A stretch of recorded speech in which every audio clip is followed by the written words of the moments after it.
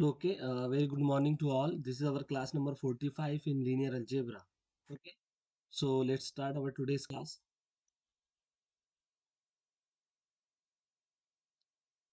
Okay, uh, see the question. This is the question number 11. Which of the following sets are subspace of the space C of C A comma B of all real valued continuous functions defined on the open interval A comma B? Okay. सो ये जो notation है, ये notation किस लिए है? It is a set of all continuous function which is defined A और B. तो ये वेक्टर स्पेस फॉर्म करता है। तो इसके कुछ सबसेट्स लिए है और हमें चेक करना है कि वो सबसेट सब स्पेस है या नहीं। तो पहला देखिए आप, जैसे ऐसे फंक्शन मुझे कलेक्ट करने हैं जो इस कंडीशन को सेटिस्फाई करे, जो इस कंडीशन को क्या करे, सेटिस्फाई करे। ठीक है, तो क्या ऐसे फंक्शंस का कलेक्शन सब स्पेस फॉर्म करेगा? तो सबसे पहले तो हम ये चेक करेंगे इसमें क्या जीरो वेक्टर इसके अंदर है।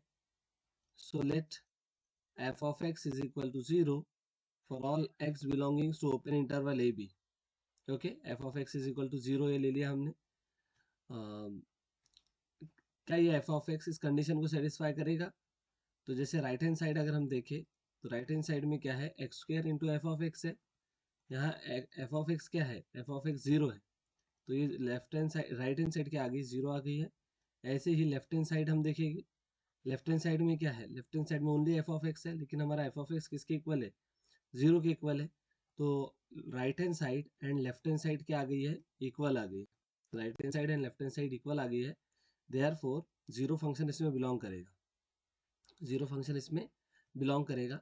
अब हम सेकेंड कंडीशन चेक करेंगे, क्या ये सेट एडिशन के रिस्पेक्ट में क्लोज्ड है। So let F comma ji belongings to what, belongings to say this is our V1, इसको हम वी1 कह देते हैं। तो ये वी1 में बिलोंग करता है। तो यहाँ से हम ये कह सकते हैं कि f of x is equal to x square F of x. ठीक है, सिमिलरली जी भी इसमें बिलोंग करता है, तो ये हम कहेंगे G of x is equal to x square ji of x. ठीक है, तो अब मुझे चेक करना है क्या क्या f of x plus ji of x भी इसमें बिलोंग करेगा। तो देखिए, एफ ऑफ एक्स को हम क्या लिख सकते हैं, एफ ऑफ एक्स को लिख सकते हैं x square F of x, और जी एक्स को क्या लिख सकते हैं, x square ji of x. ठीक है, इससे पहले एक्चुअल में ये स्टेप आएंगे इसमें, f plus ji of x, ऐसे। ठीक है, now this if you take x square common out, so remaining terms are f of x plus g of x. Okay, yes, so now take again this x common out. So इसको और इसको देख के ये कह सकते हैं हम कि f plus ji also belongings to v1। f plus G भी किस में बिलोंग करेगा, v1 में बिलोंग करेगा। ठीक है, यस। अब लास्ट कंडीशन कि ये स्केलर मल्टीप्लिकेशन के रिस्पेक्ट में क्लोज है या नहीं है। So late f belongings to v1, so from this we can say f of x is equal to x square f of x, हम ये कह सकते हैं। Okay, now next is let alpha belongings to field f. Alpha जो है ये field F का element है। सो क्या अल्फा एफ बी, क्या alpha F B V one में बिलोंग करेगा? सो चलते देखिए, देखते हैं।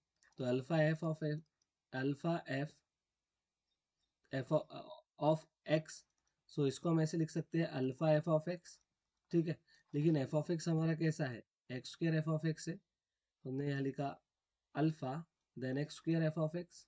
ठीक है, नाउ एक्स स्क्र को हम इधर लिखेंगे एकदम एक्सट्रीम राइट लेफ्ट में, फिर लिख सकते हैं अल्फा एफ ऑफ एक्स, फिर इसी को हम लिख सकते हैं x square alpha F of x. So from this and this, okay, we can say alpha f also belongings to v1। तो ये जो है ये सब स्पेस बन जाएगा। सो दिस इज अ सब space. Okay, now see the second condition.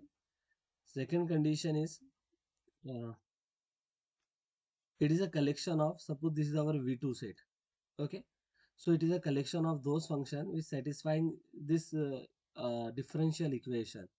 2f triple dash plus 3x f double dash minus f dash plus x square f is equal to 0। तो इसमें ऐसे फंक्शंस आएंगे जो इस डिफरेंशियल इक्वेशन को satisfy कर रहे हैं। Okay, yes. तो हमें चेक करना है क्या ये कलेक्शन सब स्पेस बनेगा। तो आंसर है वैसे यस, लेकिन कैसे? तो इसके लिए हमें प्रूफ करना होगा, ठीक है। सो जैसे कि जीरो वेक्टर आप देख सकते हो, f of x is equal to zero, ये ये जीरो हो जाएगा, ये जीरो हो जाएगा, ये जीरो होगा और ये जीरो होगा। राइट साइड में तो जीरो ही है, तो f of x is equal to zero इसको सेटिस्फाई कर रहा है, मीन्स जीरो वेक्टर इसके अंदर है। अब दूसरा के एफ और जी अगर इसको सेटिस्फाई कर रहे हैं तो क्या एफ प्लस जी भी इसको सेटिस्फाई करेंगे? तो यस, ऑब्वियसली करेंगे, ठीक है। देखिए जैसे let F comma ji belongings to V2, अगर एफ V2 में है तो इस कंडीशन को सेटिस्फाई कर रहा होगा। F triple dash of x plus 3x F double dash of x minus F dash of x plus x square F of x is equal to 0। Similarly G भी अगर इसमें है, जी भी V2 के अंदर है, तो जी भी इस कंडीशन को सेटिस्फाई करेगा। 2g triple dash of x plus 3x g double dash of x minus g dash of x plus x square g x is equal to 0, ठीक है, यस। तो f सेटिस्फाई कर रहा है, g भी satisfy कर रहा है। अब हमें चेक करना है क्या f प्लस जी भी इसको सेटिस्फाई करेगा, क्या f प्लस जी भी इसको सेटिस्फाई करेगा, ये हमें चेक करना है। ओके, तो हम क्या करते हैं, लेफ्ट साइड में देखिए, लेफ्ट हैंड साइड जो है ऐसे करते हैं, रुकिए, जहाँ भी f है वहाँ पे इसमें f प्लस जी को रिप्लेस करते हैं। तो ये आएगा 2f plus g triple dash of x plus 3x f plus g double dash of x then minus f plus g dash of x, okay, plus x square and then f plus g of x is equal to, है ना। तो चलिए इसको solve करते हैं। तो ये क्या आ जाएगा, हमें पता है कि ये जो है डेरिवेटिव उसको हम एडिशन पे डिस्ट्रीब्यूट कर सकते हैं। तो ये आएगा ऐसे, f triple dash of plus g triple dash then x, okay, then plus 3x f double dash plus g double dash of x minus f dash plus g dash of x plus x square और इधर f plus g of x, ठीक है। Now इसी को हम कैसे लिख सकते हैं, 2f double triple dash of x, फिर यहाँ से पहले f की टर्म लिख लेते हैं, 3x f double dash of x minus f dash of x plus x square F of x, ठीक है, एक ही आ गया। देन प्लस ऐसे हम जी की टर्म्स लिख लेते हैं, तो 2g triple dash of x plus 3x g double dash of x minus g dash of x plus x square ji of x, ठीक है। तो इस टाइप से, लेकिन यहाँ पे देखिए कि जो इसकी वैल्यू है वो तो जीरो है, और ऐसे इसकी भी वैल्यू क्या है, जीरो है। तो हम यहाँ पे अगर पुट करें तो ये जीरो प्लस जीरो आ जाएगा, जो कि जीरो आ रहा है। मीन्स एफ प्लस जी भी इस इक्वेशन को, इस डिफरेंशियल इक्वेशन को सेटिस्फाई कर रहा है। तो एफ प्लस जी भी क्या करेगा, इसमें सेट में बिलोंग करेगा। मीन्स ये सेट वेक्टर एडिशन के रिस्पेक्ट में क्लोज हो गया है। ऐसे ही स्केलर मल्टीप्लिकेशन के रिस्पेक्ट में अगर आप चेक करोगे तो आपको दिखेगा कि ये अल्फा एफ बी इसको सेटिस्फाई करता है, क्योंकि अल्फा तो बिल्कुल बाहर निकल जाएगा ना कॉमन सब में से। तो ये देखिए ऐसे आ जाएगा अल्फा, और इधर ये पूरी क्वाड्रेटिक है ना, डिफरेंशियल इक्वेशन आ जाएंगी ऐसे, ठीक है। लेकिन ये डिफरेंशियल इक्वेशन तो जीरो के इक्वल है, तो ये अल्फा इंटू जीरो क्या आ जाएगा, जीरो आ जाएगा। मीन्स अल्फा एफ भी इस इस डिफरेंशियल इक्वेशन को सेटिस्फाई करेगा, इसलिए ये सेट स्केलर मल्टीप्लिकेशन के रिस्पेक्ट में भी क्लोज्ड है, तो ये सब स्पेस बन जाएगा। ऐसे ही थर्ड देखिए, थर्ड में ऐसे फंक्शन कलेक्ट करने हैं जो जिनका इंटीग्रेशन ए और ए से बी पे क्या हो जाता है, 0 हो जाता है। तो चलिए देखते हैं।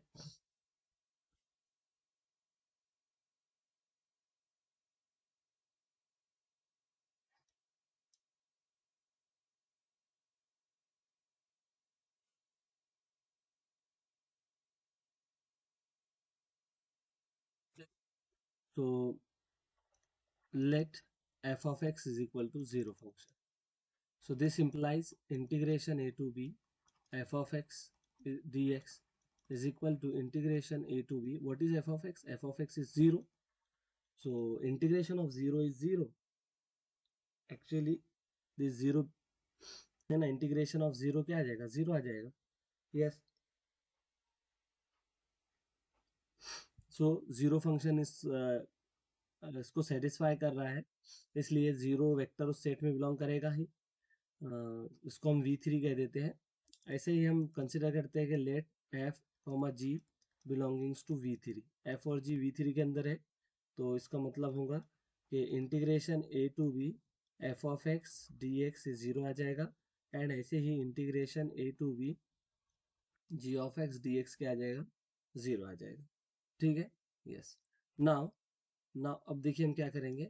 इंटीग्रेशन a से b f प्लस जी के लिए चेक करेंगे कि f प्लस जी इसको सेटिस्फाई करता है या नहीं करता. तो हमें पता है कि इसको हम क्या लिख सकते हैं, f of x plus ji of x लिख सकते हैं. ठीक है. और इधर रहेगा dx. और जो इंटीग्रेशन होता है वो एडिशन पे डिस्ट्रीब्यूट किया जा सकता है. सो ये integration f of x dx plus integration g of x dx ऐसे आ गया, है ना. यस. सो अब ये तो 0 है, इतना ये भी 0 है, तो ये क्या आ जाएगा, 0 प्लस 0 आ जाएगा, बोले तो 0 हो गया. मीन्स f प्लस जी भी इस कंडीशन को सेटिस्फाई कर रहा है, इस कंडीशन को, इसलिए f प्लस जी भी इस सेट में बिलोंग करेगा v3 के अंदर. ऐसे ही लास्ट में हम ले लेते हैं स्केलर मल्टीप्लिकेशन वाला case. So let alpha be a element of field and f belongings to v3. ठीक है. सो अगर f v3 से है तो इसका ये मीनिंग होगा कि integration a to b f of x d x क्या आ जाएगा, 0 आ जाएगा. Okay. Yes.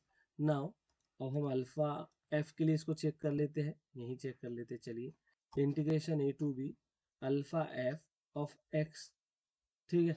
So integration a to b alpha, this is f of x dx. Now we can take this alpha outside the integral. So alpha integration a to b f of x dx. Okay.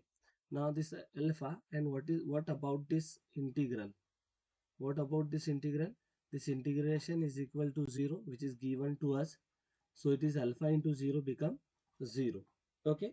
Yes. So that means alpha f also belongs to what, v3. Okay. Yes.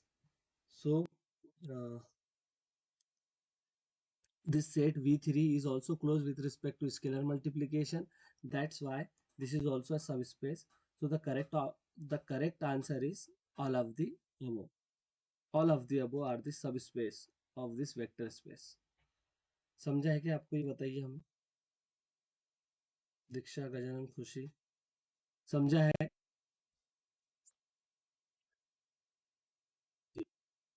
चलते हैं आगे.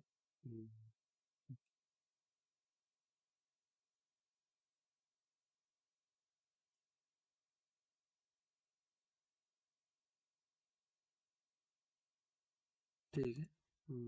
Next question देखिए, question number 12 है.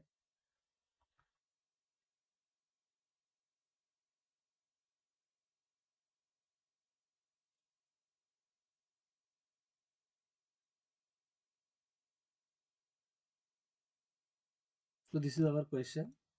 See, which of the following set is not a subspace of this vector space. इनमें से कौन जो है वो सब स्पेस नहीं होगा. तो देखिए यहाँ पे जैसे ये थर्ड सेट देखिए पहले तो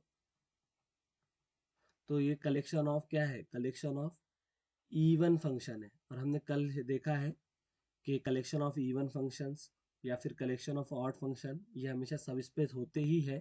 तो ये तो सब स्पेस है. ठीक है. उसके बाद देखिए ऐसे फंक्शन कलेक्ट करने हैं जो कंटिन्यूस हो ओपन इंटरवल ए बी पे, और उनकी इस पॉइंट पे लिमिट, इस पॉइंट पे a plus b divided by 2, इस पॉइंट पे लिमिट क्या आना चाहिए, 0 आना चाहिए। तो यस, चलिए देखते हैं। देखिए सबसे पहले तो f of x is equal to zero function. Zero function जैसे आप यहाँ पे पुट करोगे तो वैसे जीरो फंक्शन की लिमिट तो हर पॉइंट पे जीरो आती है, तो जीरो फंक्शन इस सेट में बिलोंग कर गया है। अब हम कंसिडर करते हैं कि एफ और जी दो ऐसे फंक्शन हैं जो अपने इस सेट V1 में सपोज बिलोंग कर रहे हैं, V1 में बिलोंग कर रहे हैं। तो ये यहाँ से हम ये कह सकते हैं limit x approaches to a plus b divided by 2, ओके, fx is equal to 0. Similarly, limit x approaches to a plus b divided by 2 g of x is equal to 0.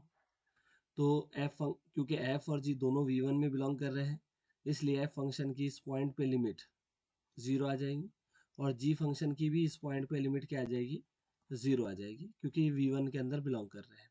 अब हमें चेक करना है क्या f प्लस जी भी v1 में belong करेगा, तो उसके लिए हमें a plus b divided by 2 इस पॉइंट पे f प्लस जी फंक्शन की लिमिट फाइंड आउट करनी होगी, ठीक है। सो हमें पता है कि इसको हम कैसे लिख सकते हैं, limit x approaches to 0 a plus b divided by 2 then f of x, similarly plus limit x approaches to a plus b divided by 2 g of x, ठीक है। लेकिन ये देखिए यहाँ पे f की इस पॉइंट पे लिमिट कितनी है, 0 है, g की भी इस पॉइंट पे लिमिट कितनी है, 0 है, तो f प्लस जी की भी इस पॉइंट पे लिमिट है ना, इस पॉइंट पे लिमिट कितनी आ गई, 0 आ गई है। तो हम ये कह सकते हैं कि f plus ji also belongings to what, also belongings to v1, f plus g v1 में बिलोंग करेगा।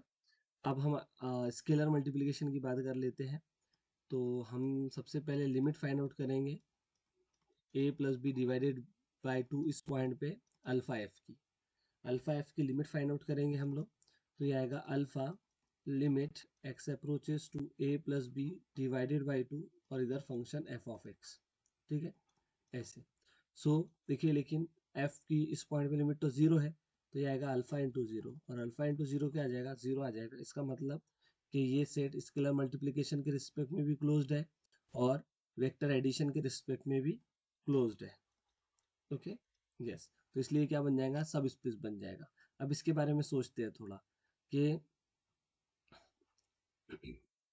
अच्छा, इसने क्या कहा था कि नॉट अ सब स्पेस, क्या कहा है, नॉट सब स्पेस, ये तो दो सब स्पेस बन गए, तो सभी के सभी सब स्पेस नहीं होंगे, ये तो ऑप्शन करेक्ट इनकरेक्ट हो जाएगा, है ना, ये भी इनकरेक्ट हो जाएगा, नॉट पूछा है ना अपने को, यस। तो अब देखिए इसमें जैसे ऐसे फंक्शन कलेक्ट करने हैं जिनकी इस पॉइंट पे लिमिट 1 आती हो, तो क्लियर सी बात है कि जीरो फंक्शन तो इसको सेटिस्फाई नहीं करेगा, क्योंकि जीरो फंक्शन की इस पॉइंट पे लिमिट 0 आ जाएगी, जबकि हमें 1 चाहिए। तो जीरो वेक्टर इस सेट में बिलोंग नहीं कर रहा है, इस कारण जीरो फंक्शन इस, है ना, जीरो फंक्शन इस सेट में बिलोंग नहीं कर रहा है, इस कारण ये जो सेट होगा ये सब स्पेस नहीं बन पाएगा, और जो सब स्पेस नहीं है वही हमारा करेक्ट ऑप्शन होगा, ठीक है, यस। तो ये जो सेकंड ऑप्शन है, इट इज नॉट अ सब स्पेस। चलते हैं आगे, देखिए next question, question number 13। Question number 13 में क्या कहा है हमें,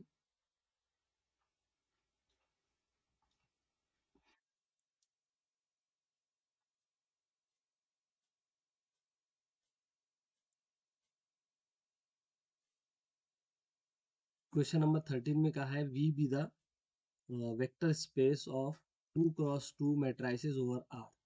वी क्या है, वेक्टर स्पेस है 2 ऑर्डर की रियल मैट्रिक्स के कलेक्शन की, ओके। W consisting of all matrices A for which A square is equal to A। मुझे वो सभी मैट्रिक्स कलेक्ट करनी है जहाँ पे A स्क्वायर A के इक्वल आता है, तो ऐसी मैट्रिक्स को हम आइडेंटिटी मैट्रिक्स कहते हैं। देखिए हमारा V क्या है, V है टू ऑर्डर रियल मैट्रिक्स का कलेक्शन जो कि सब वेक्टर स्पेस होता है। W इसका एक सब स्पेस है, ठीक है, W क्या है, सब स्पेस है। ऐसी मैट्रिक्स कलेक्ट करनी है जिनका स्क्वायर उन्हीं मैट्रिक्स के इक्वल आता हो। तो ये आइडेंटिटी मैट्रिक्स का कलेक्शन है, क्या है ये, आइडेंटिटी मैट्रिक्स का कलेक्शन है। तो जैसे जीरो जीरो मैट्रिक्स इसको सेटिस्फाई करती है ना, जीरो का स्क्वायर जीरो आएगा, इधर जीरो, तो जीरो मैट्रिक्स तो इसको सेटिस्फाई करती है, ठीक है।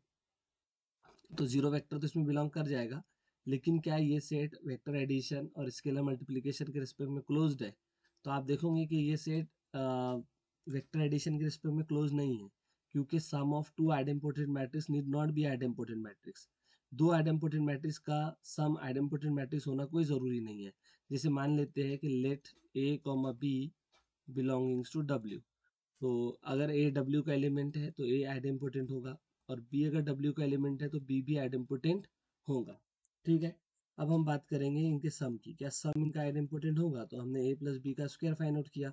ए प्लस बी का स्क्वायर किसके इक्वल आएगा? ए प्लस बी और फिर ए प्लस बी बराबर। अब मैं ए से मल्टीप्लाई करता हूँ तो ए इंटू ए स्क्वायर आ गया, A into B A B आ गया, B into A B A आ गया, और B into B B square आ गया। अब देखिए यहाँ पे ए स्क्वायर तो ए के इक्वल है, ठीक है, यस, और बी स्क्वायर बी के इक्वल है। तो ये देखिए, तो ये मैंने ए प्लस बी पहले लिख दिया, और जो एक्स्ट्रा टर्म हमारे पास आ रही है वो है A B plus B A. तो इसका क्या करें? देखिए, अगर A B plus B bracket square अगर ए प्लस बी के इक्वल आता तो हम कहते थे कि ये आइडेम्पोटेंट मैट्रिक्स है, ए प्लस बी भी आइडेम्पोटेंट मैट्रिक्स है। लेकिन यहाँ पे ये जो एक्स्ट्रा चीज आई है A B plus B A, तो ये एक्स्ट्रा आने के कारण हम इसको आइडेम्पोटेंट नहीं कह सकते। ठीक है, तो दो आइडेम्पोटेंट मैट्रिक्स का सम आइडेम्पोटेंट मैट्रिक्स को जरूरी नहीं है। इस कारण ये जो W है ये वेक्टर एडिशन के रिस्पेक्ट में क्लोज नहीं है। सिमिलरली आप स्केलर मल्टीप्लिकेशन के रिस्पेक्ट में चेक करोगे तो स्केलर मल्टीप्लिकेशन के रिस्पेक्ट में भी ये क्लोज्ड नहीं है, इस कारण ये सब स्पेस नहीं होगा। तो देखो, इसमें पहले में बोला है इट इज अ सब स्पेस, गलत बात, नॉट अ सब space as it is not close with respect to vector addition, correct है। इट इज नॉट अ सब space of V as it is not close with respect to scalar multiplication, yes it is also correct, both B and C। तो most correct answer क्या हो जाएगा? क्योंकि single correct question है, एक ही option correct करना है, तो ये मोस्ट करेक्ट होगा बोथ बी एंड सी। ठीक है, समझा है क्या? बताइए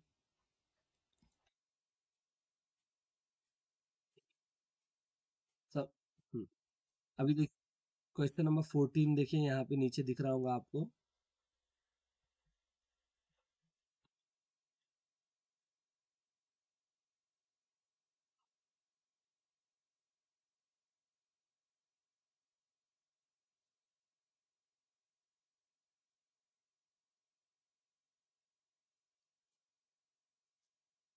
एक मिनट,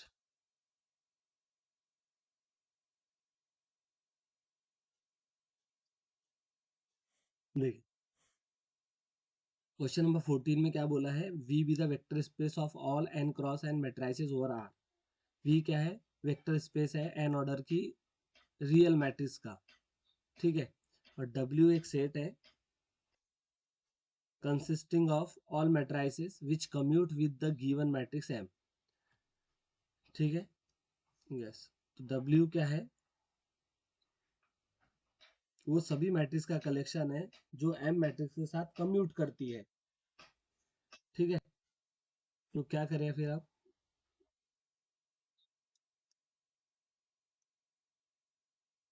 देखिए यहाँ पे,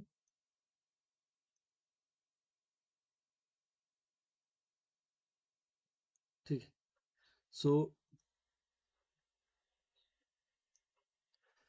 देखिए, V क्या है? V is a this vector space collection of n order real matrix, so it forms a vector space।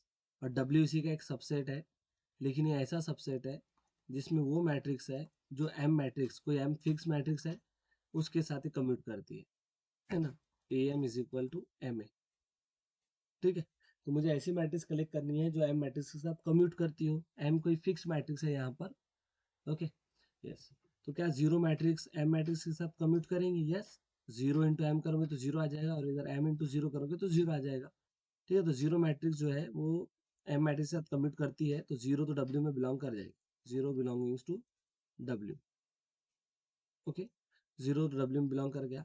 अब हम कंसिडर करते हैं कि ए और बी किस में बिलोंग कर रही है? डब्ल्यू में बिलोंग करते हैं। तो अगर ए डब्ल्यू में बिलोंग कर रहा है, इसका मतलब होगा कि A M is equal to M A. Same ऐसे ही अगर बी डब्ल्यू में बिलोंग कर रहा है तो B M is equal to M B. Okay, yes. Now अब हम चेक करेंगे क्या इनका सम भी, क्या इनका जो सम आएगा वो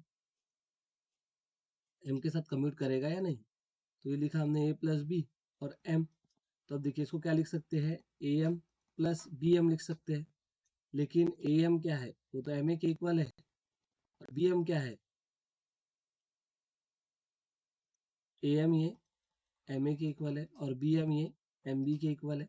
अगर हम एम को कॉमन लेते हैं तो ये क्या आ जाएगा, ए प्लस बी आ जाएगा। तो देखिए A plus B M is equal to M A plus B. तो इससे हम कह सकते हैं, क्या कह सकते हैं कि ए प्लस बी ये एम के साथ कम्यूट कर रहा है, तो ए प्लस बी डब्ल्यू में बिलोंग कर जाएगा। ठीक है, तो डब्ल्यू एडिशन के रिस्पेक्ट में क्लोज बन गया। अब स्केलर मल्टीप्लीकेशन के रिस्पेक्ट में क्लोज है या नहीं है वो हमें चेक करना होगा। ठीक है, सो हमने अल्फा फील्ड से लिया और ए डब्ल्यू से लिया। ठीक है, सो अब हम चेक करेंगे क्या अल्फा ए एम के साथ कम्यूट करेगा या नहीं। तो अल्फा ए और इधर लिखा हमने एम, तो देखिए इसको लिख सकते हैं अल्फा ए एम, क्योंकि अल्फा तो एक नंबर है और ए और एम मैट्रिक्स है। देखिए ए एम को हम क्या लिख सकते हैं, ए एम को हम लिख सकते हैं एम ए। ठीक है, सो एम को हमने पहले लिख दिया, फिर अल्फा ए लिख दिया, ऐसा लिख सकते हैं। तो देखिए alpha A M is equal to M alpha A. तो यहाँ से हम ये कह पाएंगे कि अल्फा ए जो है ये क्या कर रहा है, एम के साथ कम्यूट कर रहा है, इस कारण अल्फा ए डब्ल्यू में बिलोंग कर जाएगा। ठीक है, और यहाँ से हमने कहा कि ए प्लस बी डब्ल्यू में बिलोंग कर रहा है, तो डब्ल्यू एडिशन और स्केलर मल्टीप्लीकेशन दोनों के रिस्पेक्ट में क्लोज्ड है, इसीलिए ये सब स्पेस बनेगा। तो फर्स्ट ऑप्शन इज ए सब स्पेस, ये करेक्ट। सेकंड में नॉट बोला है, नॉट अ सब स्पेस। थर्ड में भी नॉट अ सब स्पेस बोला है, जबकि सब स्पेस है। ओके, तो इस टाइप से इस क्वेश्चन को करना था। आई होप आपको समझा होगा। समझा है क्या बच्चों, बताओ मुझे।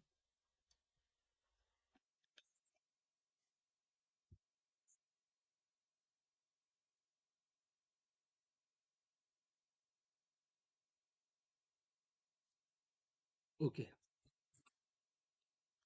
तो देखते हैं आगे। Next question, question number 15। देखिए क्वेश्चन नंबर 15 में क्या कहा है।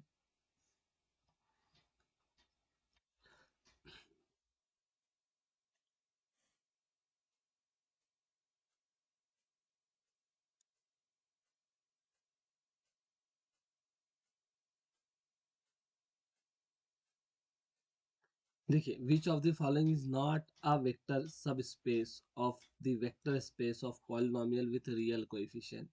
नीचे जो दिए गए हैं इनमें से कौन जो है सब स्पेस नहीं है, वो हमें फाइंड आउट करना है। ठीक है, जैसे फर्स्ट कह रहा है W consisting of all polynomials divisible by X। Yes, तो मुझे वो सभी पॉलिनोमियल्स कलेक्ट करना है जो X से डिविजिबल हो। ठीक है, क्या हो, X से डिविजिबल हो। ओके जी, तो पता है जैसे इसको हम अगर W1 कह दे इस सेट को, तो W1 में किस टाइप की पॉलिनोमियल आएंगी, P of X such that X divides P of X। ठीक है, इस टाइप की पॉलिनोमियल्स रहेंगी यहाँ पे। एक्स पी ऑफ एक्स को अगर डिवाइड कर रहा है तो वो डब्ल्यू वन में बिलोंग करेगी। ठीक है, यस। यहाँ से हम ये भी कह सकते हैं कि P of x such that P of x कुछ इस फॉर्म में हो एक्स, क्योंकि देखिए अगर हम ये कह रहे हैं ए डिवाइड्स बी, तो इसका मतलब होता है B is a multiple of A. तो एक्स अगर पी एक्स को डिवाइड कर रहा है तो इसका मतलब है p of x is a multiple of x. तो p of x is equal to x q of x, where q of x is some polynomial. Okay, where q of x is some polynomial, q of x is some polynomial। ये कोई भी polynomial हो सकती है q of x, लेकिन p of x इसी form में रहेंगी, x into q of x form में। ठीक है, तो क्या ये जो W1 सेट है क्या ये सब स्पेस होगा। तो आंसर है यस। कैसे, देखिए सबसे पहले तो इसमें जीरो पॉलिनोमियल होना चाहिए। तो अगर हम q of x को जीरो रख ले तो p of x x into zero आ जाएगा, और x इंटू जीरो बोले तो जीरो, है ना। तो ये पी ऑफ एक्स दूसरी फॉर्म में है ना, एक्स इंटू सम पॉलिनोमियल। तो जीरो वेक्टर तो डब्ल्यू में बिलोंग करता ही है।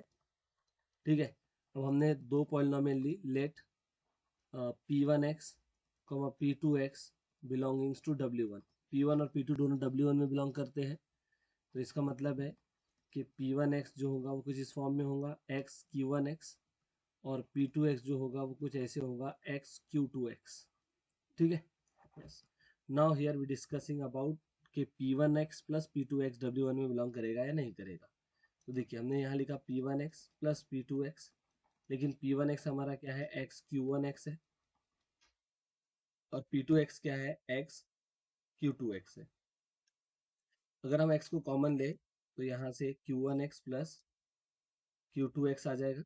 ठीक है, सो हम ये कह सकते हैं कि P1x प्लस P2x भी जो है वो इस W1 के अंदर बिलोंग कर रहा है, क्योंकि P1x प्लस P2x को हम ऐसे लिख सकते हैं x इंटू सम पॉलिनोमियल।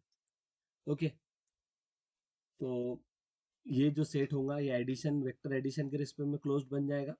अब अगर हम स्केलर मल्टीप्लिकेशन की बात करें तो हम अल्फा P1x की बात कर लेते हैं। देखिए P1x तो हमारा ऐसे है ना, x इंटू Q1x, तो alpha as it is x Q1x।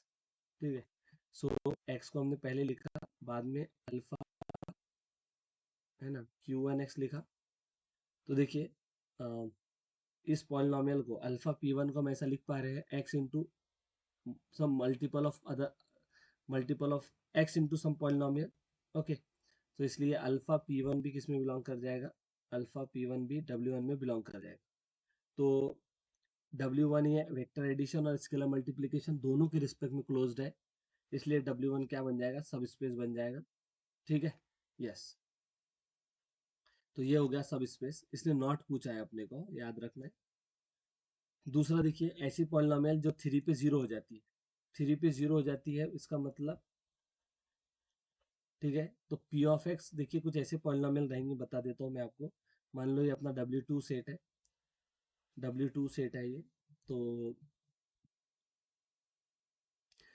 W2 में किस टाइप की पॉलिनोमियल्स रहेंगी, इस टाइप की पॉलिनोमियल्स रहेंगी, such that P of x is equal to x minus three into Q of x.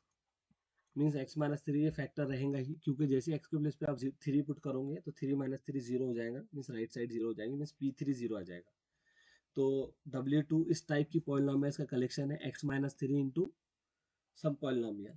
तो देखो यहाँ पे x इंटू सम पॉलिनोमियल का कलेक्शन था, यहाँ x माइनस थ्री इंटू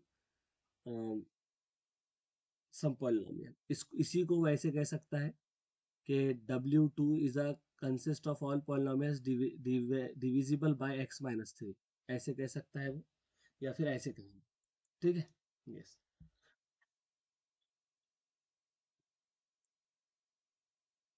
सो अभी अभी हमने देखा कि इस टाइप का जो कलेक्शन होता है वो तो सब स्पेस बनाता ही है। जैसे अगर आपको जीरो वेक्टर चाहिए तो Q ऑफ एक्स को जीरो रख दो, तो जीरो वेक्टर इसको सेटिस्फाई कर रहा है, ऐसे वेक्टर एडिशन के रिस्पेक्ट में क्लोज्ड होगा, स्केलर मल्टीप्लिकेशन के रिस्पेक्ट में भी क्लोज्ड होगा। हाँ, तो ये सब स्पेस बन जाएगा। अच्छा, लास्ट वाला देखिए, लास्ट में क्या कहा है, W consist of all polynomials with integral coefficients. ठीक है, W क्या है, ऐसी पॉलिनोमियल्स का कलेक्शन है जिनके कोएफिशिएंट्स क्या हो, इंटीजर हो। तो मान लो जैसे हमने क्या किया,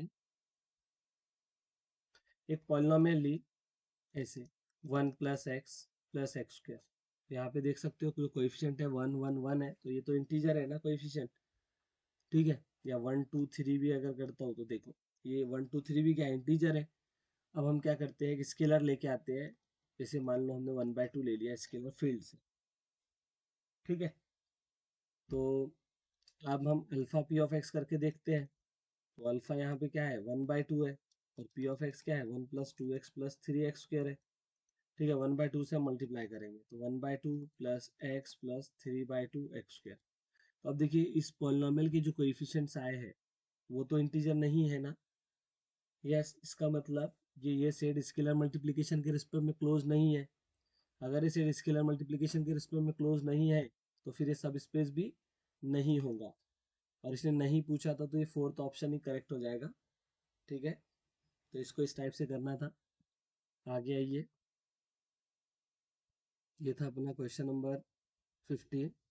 क्वेश्चन नंबर 16 देखिए, कि है ना यही इसको सॉल्व कर लेते हैं। देखो क्या करना है, ये देखिए यहाँ पे set of all functions F defined on the close interval 0, 1। ठीक है, वो सभी फंक्शंस जो क्लोज इंटरवल 0, 1 पे डिफाइंड है, ठीक है। आगे कहता है फर्स्ट में कि अगर f of 1/2 is equal to 0 है, f of 3/2 is equal to 1 है, f of x is equal to n x into f of x है, f of 0 is equal to f of 1 है, तो इनमें से कौन सा कलेक्शन जो रहेगा वो सब स्पेस बनाएगा। इस टाइप से ऑप्शंस बने होंगे। करेक्ट कोड हमें पहचानना है। Only first is a vector space, कि ये वेक्टर स्पेस होगा। ठीक है, तो आप देख सकते हो it is clearly vector space. ठीक है, ऐसे करते हैं, क्वेश्चन अच्छा है, इसको उधर सॉल्व कर लेते हैं। देखो,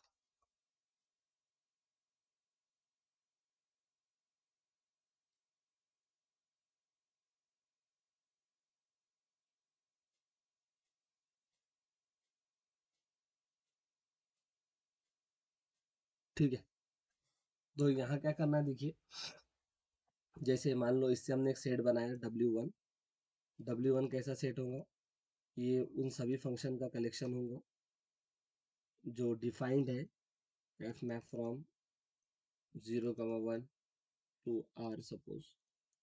वो सभी फंक्शन है इसमें जो 0,1 पे डिफाइंड है। ओके, और साथ में ये कंडीशन को सेटिस्फाई कर रहा है, f of 1/2 is equal to 0। ठीक है, तो मुझे चेक करना है क्या ये जो सेट है ये सब स्पेस होगा क्या।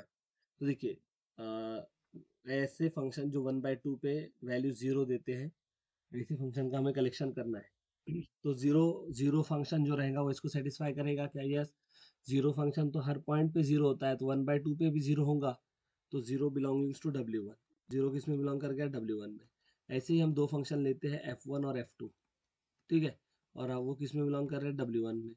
तो F1 अगर W1 में बिलोंग कर रहा है, इसका मतलब F1 1/2 इज इक्वल टू 0 आएगा, और F2 भी W1 में बिलोंग कर रहा है, इसलिए F2 1/2 भी क्या आ जाएगा, 0 आ जाएगा। अब हम बात करेंगे किसकी, F1 प्लस F2 की। ठीक है, किस पॉइंट पे हमें चेक करना है, 1/2 पे चेक करना है। हमें ऑपरेशन अगर पता होते हैं है ना, तो वो इस टाइप से होता है ऑपरेशन डिफाइन फंक्शन की केस में। F1 1/2 plus F2 1/2। F1 1/2 0 है, F2 1/2 भी 0 है, तो 0 प्लस 0 क्या आ गया, 0 आ गया। तो हम यहाँ से ये कह सकते हैं कि F1 प्लस F2 किस में बिलोंग करेगा, ये भी W1 में बिलोंग कर जाएगा। ठीक है, यस। नाउ हम स्केलर मल्टीप्लीकेशन की बात करेंगे। ठीक है, अल्फा F1 1/2, तो ये अल्फा F1 1/2 इसको लिखा जा सकता है, लेकिन F1 1/2 क्या है, 0 है, तो अल्फा इंटू 0 क्या आ गया, 0 आ गया। मीन्स ये जो W1 है ये स्केलर मल्टीप्लीकेशन के रिस्पेक्ट में भी क्लोज्ड है। ठीक है, तो ये तो सब स्पेस बनेगा। ठीक है, इट इज अ सब स्पेस। अब f of 3/4 is equal to 1, ऐसे फंक्शन हमें कलेक्ट करने हैं जिनकी 3/4 पे वैल्यू 1 आती है।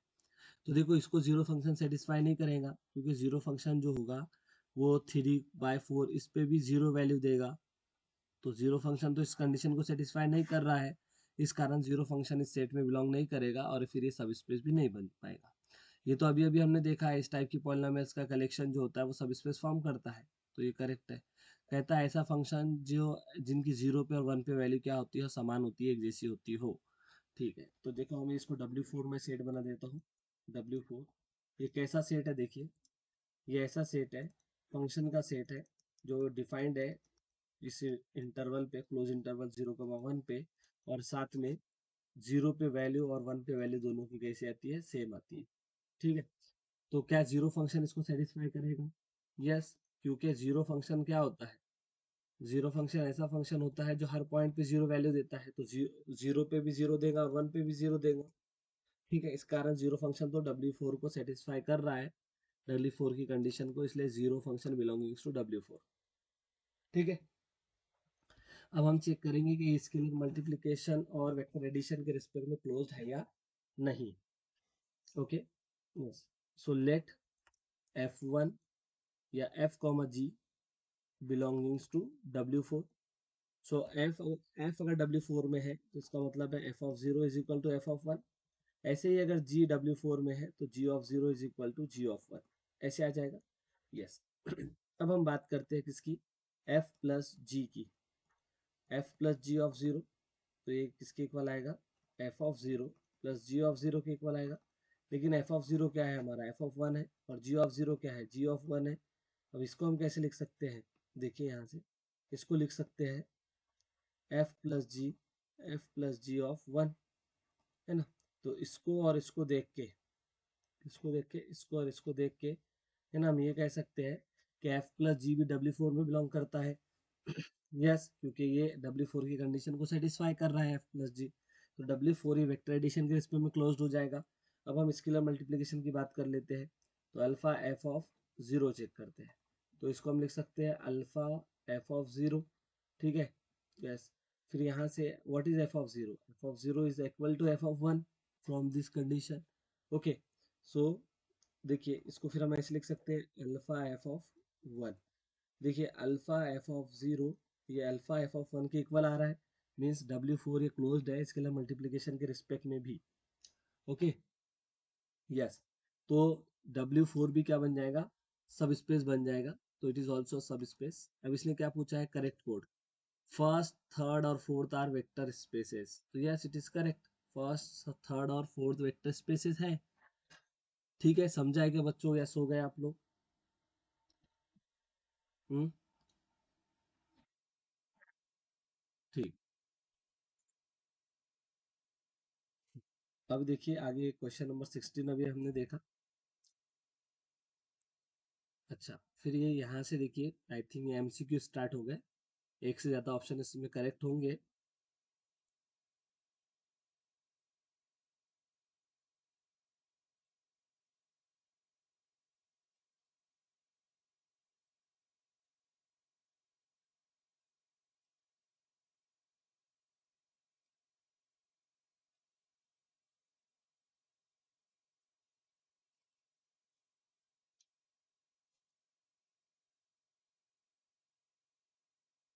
ठीक है, तो ये देखिए ये क्वेश्चन है, V be the vector space of all n cross n real matrices over R। तो V हमारा क्या है, V ये है n क्रॉस n ऑर्डर की रियल मैट्रिक्स का कलेक्शन जो कि वेक्टर स्पेस फॉर्म करता है over the field R। Okay, yes. W1 and W2 be the collection of symmetric and skew symmetric matrices respectively। W1 में क्या है, सभी सिमेट्री मैट्रिक्स का कलेक्शन है, collection of all symmetric matrix. और W2 में क्या है, W2 में स्क्यू सिमेट्रिक मैट्रिक्स है, collection of skew symmetric matrix. ठीक है, यस। तो अब ये वही पूछेगा कि W1 सब स्पेस है, W2 सब स्पेस है, W1 नहीं है, W2 नहीं है, इस टाइप से ऑप्शन बने हैं। तो हम जानते हैं देखिए कि जीरो मैट्रिक्स ये सिमेट्रिक भी होती है, स्क्यू सिमेट्रिक भी होती है। तो जीरो मैट्रिक्स तो दोनों सेट W1 W2 में बिलोंग कर गई। हम इसके बाद ये भी जानते हैं सम ऑफ टू सिमेट्रिक और skew symmetric matrix is again a symmetric और स्क्यू सिमेट्रिक। तो ये जो कलेक्शन है W1 और W2 ये वेक्टर एडिशन के रिस्पेक्ट में भी क्लोज्ड है और स्केलर मल्टीप्लिकेशन के रिस्पेक्ट में भी क्लोज्ड है। अब इसके बाद थर्ड है स्केलर मल्टीप्लिकेशन वाली प्रॉपर्टी। तो हम जानते हैं कि set of all symmetric matrices और स्क्यू सिमेट्रिक मैट्रिसेस आर, जैसे अगर आप scalar multiplication of symmetric matrix again a symmetric matrix. Okay, और साथ में scalar multiplication of skew symmetry matrix is again a skew symmetry matrix. That's why these two subsets W1 and W2 are what, are subspace। तो W1 सब space होगा और साथ में W2 भी सब स्पेस होगा। ठीक है, यस। बहुत इजी क्वेश्चन था ये तो।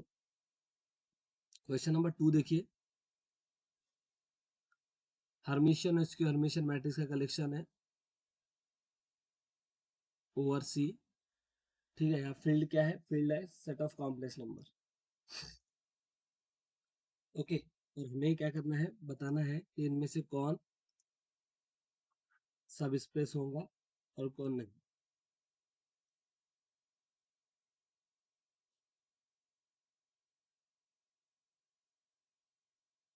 ठीक है, सो देख V be the vector sub vector space of n order complex matrices over C। Here field is C। W is a collection of all Hermitian and W2 is a collection of all skew Hermitian matrices respectively in V। Then W1 is a subspace of V, W1 is not a subspace of V, W2 is a subspace of V, W2 is not a subspace of V। ठीक है, तो इस type से ये है। तो देखिए सबसे पहले तो जीरो मैट्रिक्स की हम बात करेंगे, जैसे W1 ये हर्मिशियन मैट्रिक्स का कलेक्शन है। ठीक है, और W2 ये स्क्यू हर्मिशियन का कलेक्शन, ठीक है, स्क्यू हर्मिशियन। जीरो मैट्रिक्स जो होती है वो हर्मिशियन भी होती है और स्क्यू हर्मिशियन भी होती है, इसलिए जीरो वेक्टर्स और W1 और W2 दोनों में बिलोंग कर गया। अब हम चेक करेंगे कि ये W1 एडिशन के रेस्पेक्ट में क्लोज्ड है या नहीं है। सो हमने उसके लिए कंसीडर करना है कि let A, B belongings to W1। Okay, तो अगर A W1 में बिलोंग कर रहा है तो ये हर्मिशियन होगा और B क्या होगा, हर्मिशियन होगा, ठीक है। यस, अब हमें इनके सम की बात करनी है, तो हम जानते हैं वैसे कि sum of two hermitian matrix again hermitian matrix, ठीक है। यस, और ऐसे अब स्केलर मल्टीप्लिकेशन की बात कर लेते हैं, तो हमने अल्फा ए स्टार किया यहाँ पे, ठीक है। तो ये अल्फा फील्ड क्या है, कॉम्प्लेक्स नंबर है, मीन्स अल्फा कॉम्प्लेक्स नंबर होगा, तो ये कॉन्जुगेट ट्रांसपोज जो है वो अल्फा का कॉन्जुगेट बन जाएगा, क्योंकि alpha is a complex number, ठीक है। और यहाँ पे लिखा हमने ए स्टार, और ए स्टार तो ए के इक्वल है ना, ए स्टार ए के इक्वल है, तो ये आएगा अल्फा कॉन्जुगेट ए। तो अल्फा ए का कॉन्जुगेट ट्रांसपोज ये अल्फा बार ए के इक्वल आ रहा है, ठीक है।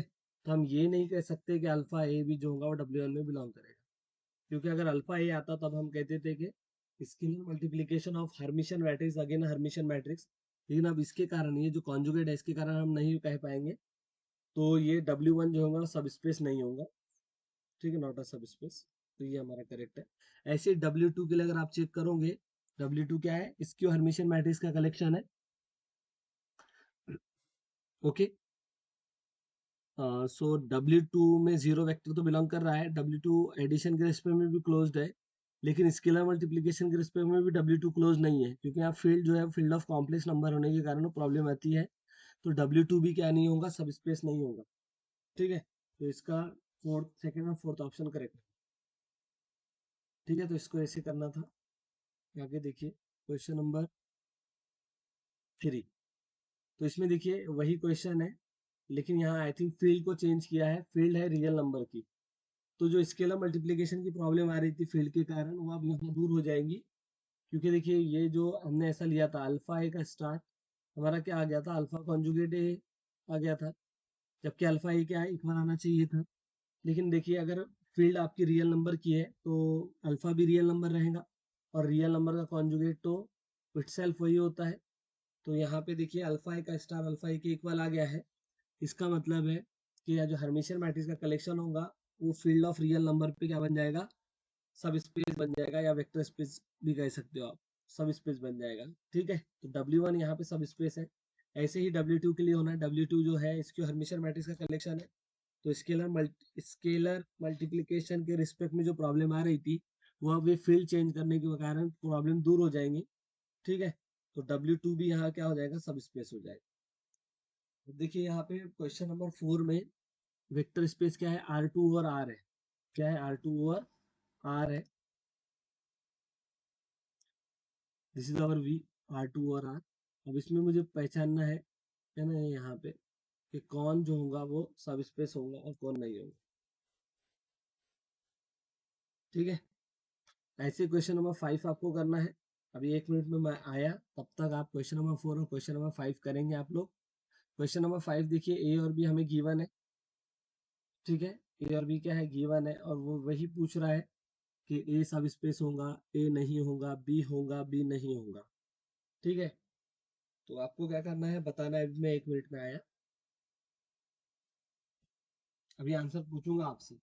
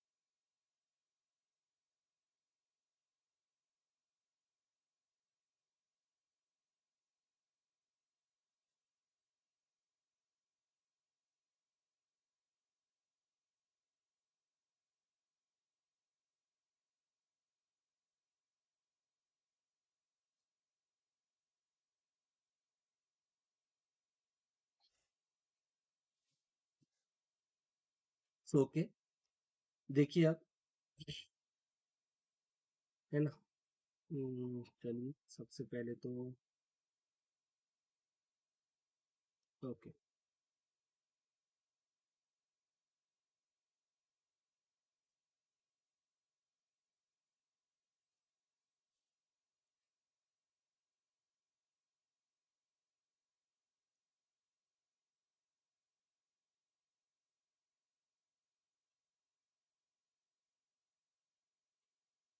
ठीक है।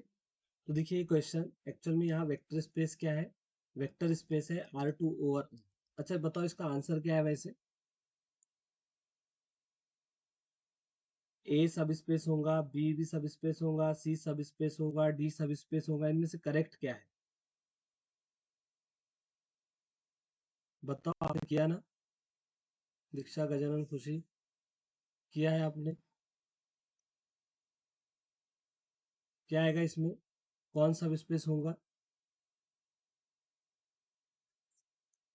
ए बी सी, अच्छा ए करेक्ट होगा, बी भी होगा और सी भी होगा। नहीं सी नहीं लगता मुझे, डी पता नहीं, चेक करना पड़ेगा। देखिए जैसे कि ये अगर आप देखोगे, ए जो सेट है ये क्या है, ऐसे ऑर्डर्ड पेयर का कलेक्शन है जहाँ पे जिनका सम क्या आना चाहिए, जीरो आ जाना चाहिए। तो आप इसको ऐसे भी देख सकते हो, ग्राफिकली भी देख सकते हो। देखो अगर आप इस इक्वेशन को, है ना, मैंने आपसे कहा था यहाँ ऑर्डर्ड टपल लिखा हो और इधर होमोजीनियस इक्वेशन लिखी हो, तो वो हमेशा क्या बनता है, सब स्पेस बनता है। इस लॉजिक से सब स्पेस बन जाएगा। ये देखिए ये भी क्या है, ये भी एक प्रकार का होमोजीनियस इक्वेशन है, तो ये भी सब स्पेस बन जाएगा, है ना। हाँ, होमोजीनियस लीनियर इक्वेशन चाहिए। अदरवाइज आप उसको ग्राफिकली अगर देखते, तो x plus y is equal to zero को अगर आप सॉल्व करोगे, तो ये क्या आएगा, y is equal to minus x का आएगा। क्या आएगा, y is equal to minus x आएगा। ठीक है, तो y is equal to minus x का ग्राफ क्या होता है, हाँ, क्या ग्राफ होता है, इस टाइप से होता है। देखिए suppose this is y axis, this is x axis, ठीक है। तो ग्राफ कैसा रहेगा, y is equal to minus x का ऐसा ग्राफ रहेगा, ऐसे ओरिजिन से पास होगा सेकेंड और फोर्थ क्वाड्रेंट से। तो ये ग्राफ होने वाला है किसका, y is equal to minus x. तो मैंने आपसे कहा था जो भी लाइन ओरिजिन से पास होती है, इनफाइनाइट लाइन चाहिए लेकिन, वो हमेशा सब स्पेस बनती है। ऐसे ही अगर आप देखोगे, तो ये जो है x minus y is equal to zero, तो इसको अगर आप लिखोगे तो y is equal to x आ जाएगा। और y is equal to x बोले तो कौन सी लाइन रहेंगी, ये ऐसी लाइन, देखिए ये लाइन रहेंगी ऐसे, जो कि ओरिजिन से पास होंगी फर्स्ट और थर्ड क्वाड्रेंट से, तो ये भी सब स्पेस बन जाएगा। ठीक है, अब यहाँ देखिए x y is equal to zero, क्या है, x y is equal to zero. तो ये सब स्पेस नहीं है, क्यों नहीं है, देखिए जैसे मैंने लिया 1,0, तो ये सी में बिलोंग करेगा क्योंकि इसका प्रोडक्ट जीरो आता है। ऐसे मैंने लिया 0,1, ये भी सी में बिलोंग करेगा क्योंकि इनका प्रोडक्ट जीरो आता है। अब ये एडिशन के रिस्पेक्ट में क्लोज है, देखो तो 1,0 प्लस 0,1 करके देखो, तो ये आएगा 1,1। बट 1,1 ये सी में बिलोंग नहीं करेगा क्योंकि 1,1 का प्रोडक्ट जीरो नहीं आता है, तो इसलिए सी जो होगा वो सब स्पेस नहीं होगा। पारी डी की है, डी में देखिए, है ना, x upon y is equal to zero है जहाँ वाई नॉन जीरो है। तो थोड़ा लॉजिकली अगर यूज करोगे, लॉजिकल, है ना, तो देखिए वाई अगर नॉन जीरो है तो मैं वाई को इधर भेज दिया, है ना। तो क्या कर दिया हमने, वाई जैसे इधर जाएगा तो ये x is equal to zero आ जाएगा। बोले तो ये एक्चुअल में कुछ और नहीं, ये है अपनी वाई एक्सिस जहाँ पे एक्स जीरो होता है। तो ये कंडीशन कैसे बन जाएंगी फिर, ये कंडीशन ऐसे बन जाएंगी। अच्छा अच्छा अच्छा, नहीं रुको रुको रुको रुको रुको, रुको जरा रुको। इसने y को नॉन जीरो बोल के गलती कर दी, क्योंकि जीरो वेक्टर तो इसमें जाएगा ही नहीं ना फिर, समझ रहे हो क्या। y को नॉन जीरो कहते से ही 0,0 इसमें नहीं बिलोंग करेगा, और 0,0 अगर बिलोंग नहीं कर रहा है तो फिर ये सब स्पेस भी नहीं बनेगा। ओके, क्योंकि जीरो वेक्टर ही नहीं होगा डी के अंदर। तो ओनली फर्स्ट और सेकंड ए और बी इसके सब स्पेस होंगे। समझा क्या बच्चों, बोलो। हम्म, ठीक। अभी देखिए यहाँ पे क्वेश्चन नंबर 5,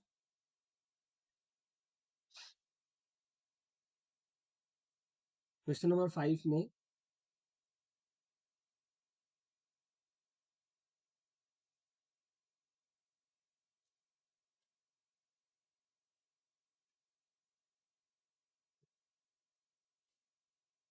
देखिए क्वेश्चन नंबर 5 में क्या कहा है, इन अ वेक्टर स्पेस R2 और R कंसीडर द सबसेट, ऐसे ऑर्डर्ड पेयर कलेक्ट करने हैं जो इस कंडीशन को सेटिस्फाई करते हो, x square plus y square is equal to 0।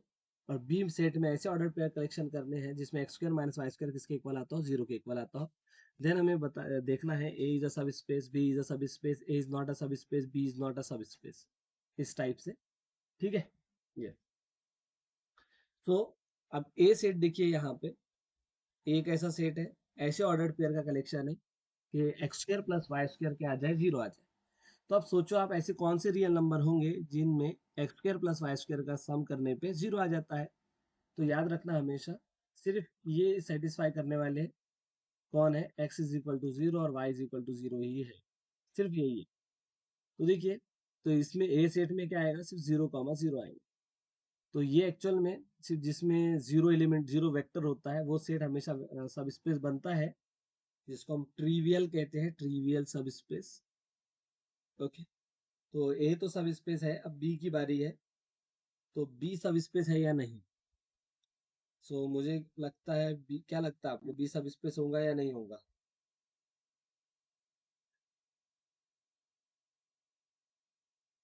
बोलिए बी सब स्पेस होगा या नहीं होगा। जैसे जीरो वेक्टर तो इसको सेटिस्फाई कर रहा है, नो प्रॉब्लम। जीरो है ना, 0,0 लोगे तो इस कंडीशन को सेटिस्फाई कर रहा है, कर रहा है। इसलिए जीरो वेक्टर तो बी सेट में बिलोंग करेगा। ठीक है, लेकिन क्या ये सेट वेक्टर एडिशन के रिस्पेक्ट में क्लोज्ड है, ये हमें देखना होगा। है ना। सो चलिए देखते हैं फिर। लेट दो वेक्टर हम लेंगे।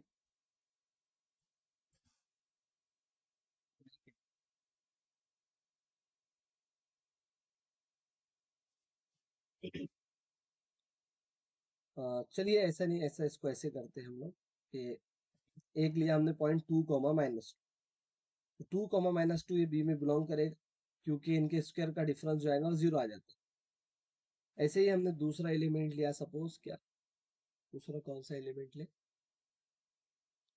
-1, ले लिया। तो इनके स्क्वायर का डिफरेंस भी क्या आ जाएगा, 0 आ जाएगा। तो ये भी बी में बिलोंग करता है। अब इनका हम सम करते हैं, 2,-2 और -1,-1, इनका हम सम करते हैं। तो 2 प्लस -1 क्या आएगा, आ जाए -2 -1 क्या आएगा, -3 आ जाएगा। तो ये जो आया है, क्या इनके स्क्वायर का डिफरेंस, जैसे 1 का स्क्वायर माइनस -3 का स्क्वायर, 1 का स्क्वायर 1 आएगा, ये माइनस साइन, और -3 का स्क्वायर 9 आ जाएगा। तो ये तो -8 आया जो कि 0 नहीं है। तो इससे पता चला कि जो बी सेट है ये एडिशन के रिस्पेक्ट में क्लोज नहीं है। तो बी अपना सब स्पेस नहीं होगा, बी इज नॉट अ सब स्पेस, और ए तो सब स्पेस होगा ही। ठीक है, तो इसलिए फर्स्ट और फोर्थ ऑप्शन इसके करेक्ट हो जाएंगे। समझा है क्या बच्चों, बताओ मुझे।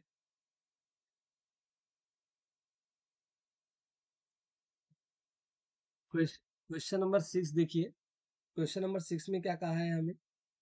अ,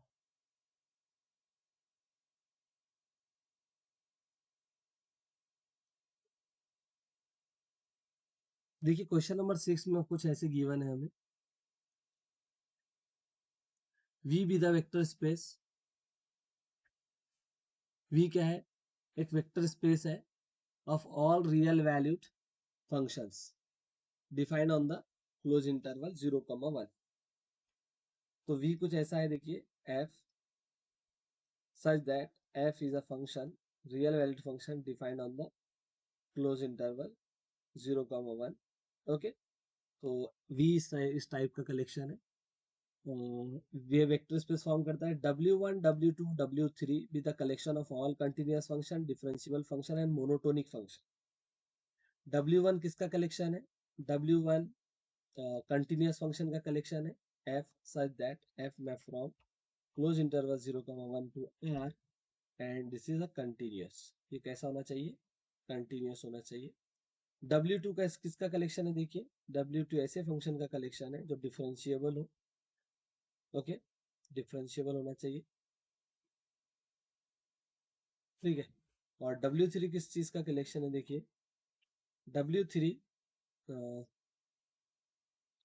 ऐसे फंक्शन का कलेक्शन है जो क्या है, मोनोटोन। ठीक है, मोनोटोनिक फंक्शन है, मोनोटोनिक, मोनोटोनिक, ठीक है। यस, तो चलिए देखते हैं इसमें से कौन सब स्पेस होंगे कौन नहीं होगा। जैसे देखो, कंटिन्यूअस फंक्शन का कलेक्शन, ठीक है, ऐसे कंटिन्यूअस फंक्शन है ना, एफ में फ्रॉम W1 में कैसे फंक्शन है, ऐसे फंक्शन है जो क्लोज इंटरवल 0, 1 पे कंटिन्यूअस होंगे, ठीक है। तो देखिए, zero function is continuous everywhere, तो जीरो तो बिलोंग कर जाएगा W1 में, जीरो किस में बिलोंग करेगा, W1 में। उसके बाद आपको एक रिजल्ट पता होना चाहिए, sum of two continuous function is again a continuous function, हम रियल एनालिसिस में देखेंगे। तो sum of two continuous function अगर अगेन कंटिन्यूअस होता है तो W1 एक वेक्टर एडिशन के रिस्पेक्ट में क्लोज बन जाएगा। और एक ये भी रिजल्ट होता है कि scalar multiplication of A continuous function is again a continuous function, ठीक है। इसको आप हम वहाँ रियल एनालिसिस में प्रूफ भी कर सकते हैं, लेकिन ये बहुत इजी है, ये आप खुद के बेसिस पे भी प्रूफ कर सकते हो, बट कंडीशन ये है, you have to must know about the definition of continuity और कंटिन्यूअस फंक्शन, ठीक है। तो W1 स्केलर मल्टीप्लिकेशन के रिस्पेक्ट में भी क्लोज्ड हो गया, एडिशन के रिस्पेक्ट में क्लोज्ड है, जीरो वेक्टर इसके अंदर है, इसलिए W1 क्या बन जाएगा, सब स्पेस बन जाएगा। तो W1 इज अ सब space, this option is correct. अब देखिए W3, सॉरी W2, W2 सब स्पेस होगा क्या, सो W2 सब स्पेस होगा क्या, तो W2 में क्या है, वो सभी फंक्शन जो क्लोज इंटरवल a, b पे क्या हो, डिफरेंशिएबल। तो जीरो फंक्शन एवरीवेयर डिफरेंशिएबल होता है, दैट्स व्हाई W2 में बिलोंग कर जाएगा। उसके बाद अगेन रिजल्ट्स होते हैं कि sum of two differentiable function is again a differentiable function and scalar multiplication of differential function is again a differentiable function. तो ये हम रियल एनालिसिस में प्रूफ कर सकते हैं। तो W2 ये वेक्टर एडिशन स्केलर मल्टीप्लिकेशन के रिस्पेक्ट में क्लोज्ड है, इसलिए W2 क्या बन जाएगा, सब स्पेस बन जाएगा, ओके। नाउ थर्ड, के W3 it is a collection of those functions which are defined on the closed interval a b and which are monotonic, monotonic हो और साथ में क्लोज इंटरवल ए कॉमा बी पे क्या हो, डिफाइंड हो, ओके। यस, सो ठीक है, मोनोटोनिक और क्लोज इंटरवल ए कॉमा बी पे डिफाइंड हो ऐसे फंक्शन का कलेक्शन W3 है। हमें चेक करना है कि जीरो, सॉरी, चेक करना है कि W3 सब स्पेस होगा या नहीं होगा। तो चलिए देखते हैं फिर मोनोटोनिक फंक्शन क्या होता है। एक आपने सुना होगा monotonically increasing, monotonically decreasing function. तो ऐसा फंक्शन जो मोनोटोनिकली इंक्रीजिंग होता है, जैसे आपने अगर प्लेन को उड़ते हुआ देखा होगा, है ना, टेक ऑफ करते हुए अगर देखा होगा प्लेन को, तो जो कर्व बनता है उसके द्वारा, ठीक है, वो कैसा बनता है, तो कुछ ऐसे बनता है। मान लो ये प्लेन है अपना रनवे पे, फिर ये कुछ समय बाद ऐसा चला जाता है। तो ये जो फंक्शन है, ये आपको क्लियर दिख रहा है कि इंक्रीजिंग फंक्शन है, ये एक्चुअल में ग्राफ है e⁻x का। तो ये जो फंक्शन है ये मोनोटोनिकली इंक्रीजिंग फंक्शन है, हम कह सकते हैं मोनोटोनिक फंक्शन है, ओके। उसके बाद ऐसा भी होता है कि प्लेन उड़ने के बाद वो फिर लैंड भी करता है, ठीक है।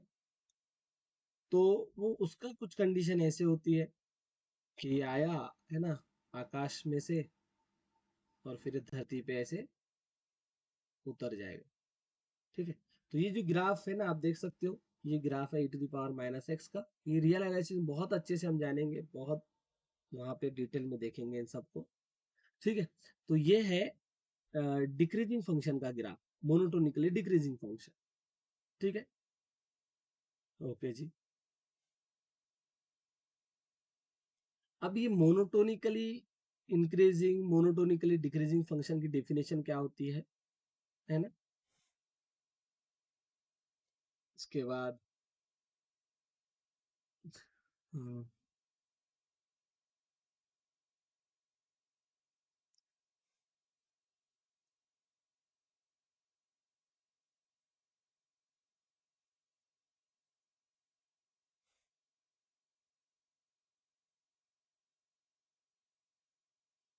डेफिनेशन देखिए इसकी ऐसे होती है कि अगर x1 लेस और इक्वल टू x2 है, और this implies f of x one is lesser equal to f of x two, तो ऐसे फंक्शन को हम कहते हैं f of x is monotonically increasing. ठीक है, और अगर एक्स वन लेस देन और इक्वल टू एक्स टू है, और ये इंप्लाई कर रहा है कि f of x one is greater than equal to f of x two, तो इसको कहते हैं कि एफ इज डिक्रीजिंग। ठीक है, अगर यहाँ पे साइन स्ट्रिक्टली लेस देन का आ जाए, है ना, अगर यहाँ साइन स्ट्रिक्टली लेस देन का आ जाए तो फिर इसको कहते हैं मोनोटोनिकली स्ट्रिक्टली इंक्रीजिंग, और इसको कहते हैं मोनोटोनिकली स्ट्रिक्टली डिक्रीजिंग, या फिर simply monotonically increasing monotonically decreasing. तो जीरो फंक्शन तो, हाँ, जीरो फंक्शन इस कंडीशन को सेटिस्फाई करेगा, आप देख सकते हो। उसको हम इंक्रीजिंग फंक्शन भी कह सकते हैं और डिक्रीजिंग फंक्शन भी कह सकते हैं, स्ट्रिक्टली नहीं कह सकते, स्ट्रिक्टली नहीं कह सकते उसको। तो जीरो फंक्शन तो बिलोंग करेगा W3 के अंदर। अब हम कंसिडर कर रहे हैं कि जैसे, है ना, एफ अगर मोनोटोनिक है, जी मोनोटोनिक है, तो उसका सम भी मोनोटोनिक होगा क्या? ये एक बड़ा क्वेश्चन है ना, कि sum of two monotonic function is again monotonic और not, this is a question. ठीक है, तो मुझे लगता है ये नहीं होता है ना, देखो कैसे नहीं होता है, अभी मजा आ जाएगा, देखिए। जैसे e की पावर x अभी अभी हमने देखा, ये इंक्रीज, ये मोनोटोनिकली इंक्रीजिंग फंक्शन था, यानी हम कह सकते हैं मोनोटोनिक फंक्शन है। और ये हमने देखा e पावर माइनस एक्स। ठीक है, यस, तो ये मोनोटोनिक, ये भी फंक्शन मोनोटोनिक फंक्शन है, ये मोनोटोनिक डिक्रीजिंग था, है ना, यस। अब इन दोनों का हमने सम किया, तो ये e power x plus e power minus x होता क्या है? ये होता है 2 टाइम्स कॉस एच एक्स। ठीक है, यस। तो अब इसका ग्राफ क्या आएगा? e पावर x का पता है, e पावर माइनस एक्स का पता है, तो e पावर, है ना, देखो यहाँ पे जैसे अभी हम देख लेते हैं, e पावर x का हमें पता है। ओके,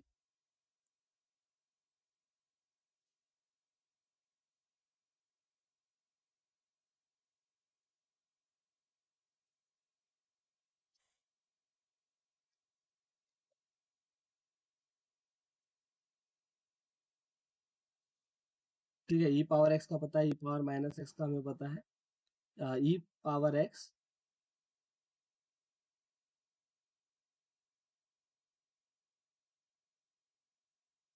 देखो यहाँ पे जैसे ये,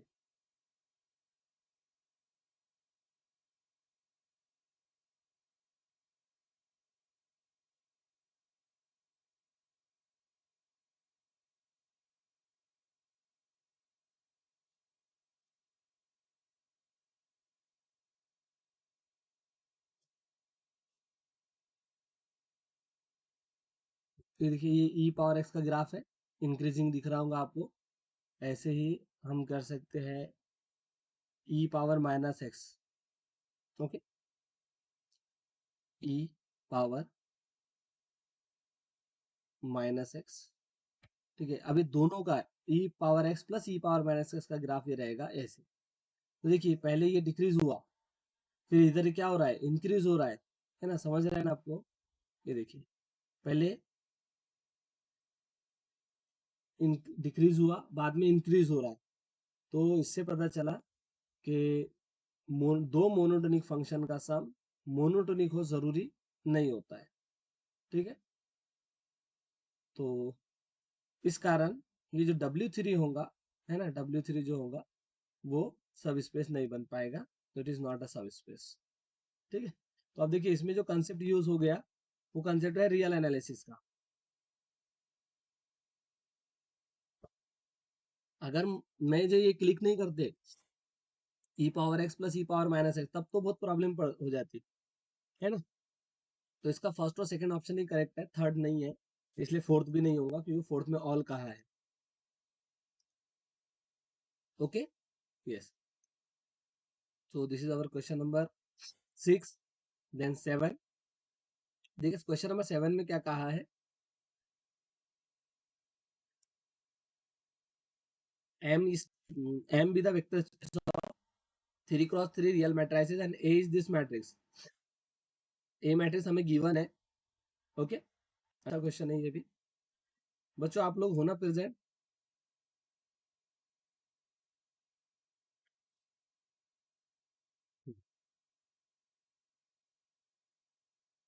देखिए this is also very good question.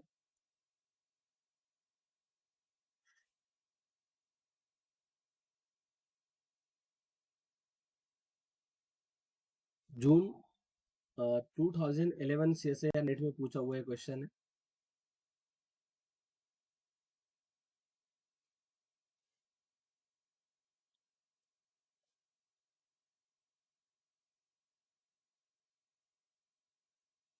ठीक है, तो देखिए दिस क्वेश्चन, एम क्या है, 3 ऑर्डर की मैट्रिक्स का कलेक्शन है जो कि वेक्टर स्पेस फॉर्म करता है, और ए यहाँ पे ये फिक्स मैट्रिक्स है, कहता है इनमें से कौन सब स्पेस होगा। तो मुझे ए देखिए, इसको हम W1 कह देते हैं, इसको W2 कहते हैं, इसको W3 कहते हैं, इसको W4 कहते हैं। ठीक है, तो मुझे ऐसी मैट्रिक्स कलेक्ट करनी है जो इस ए के साथ कम्यूट करती है। तो देखिए जीरो मैट्रिक्स जो है ए के साथ सभी के साथ कम्यूट करती है, तो जीरो तो बिलोंग कर जाएगा W1 में। ऐसे ही अगर आप दो मैट्रिक्स लेते हो जो ए के साथ कम्यूट कर रही है, तो इनका सम भी ए के साथ कम्यूट करता है, ये हमने इससे पहले भी एग्जाम्पल में देखा है।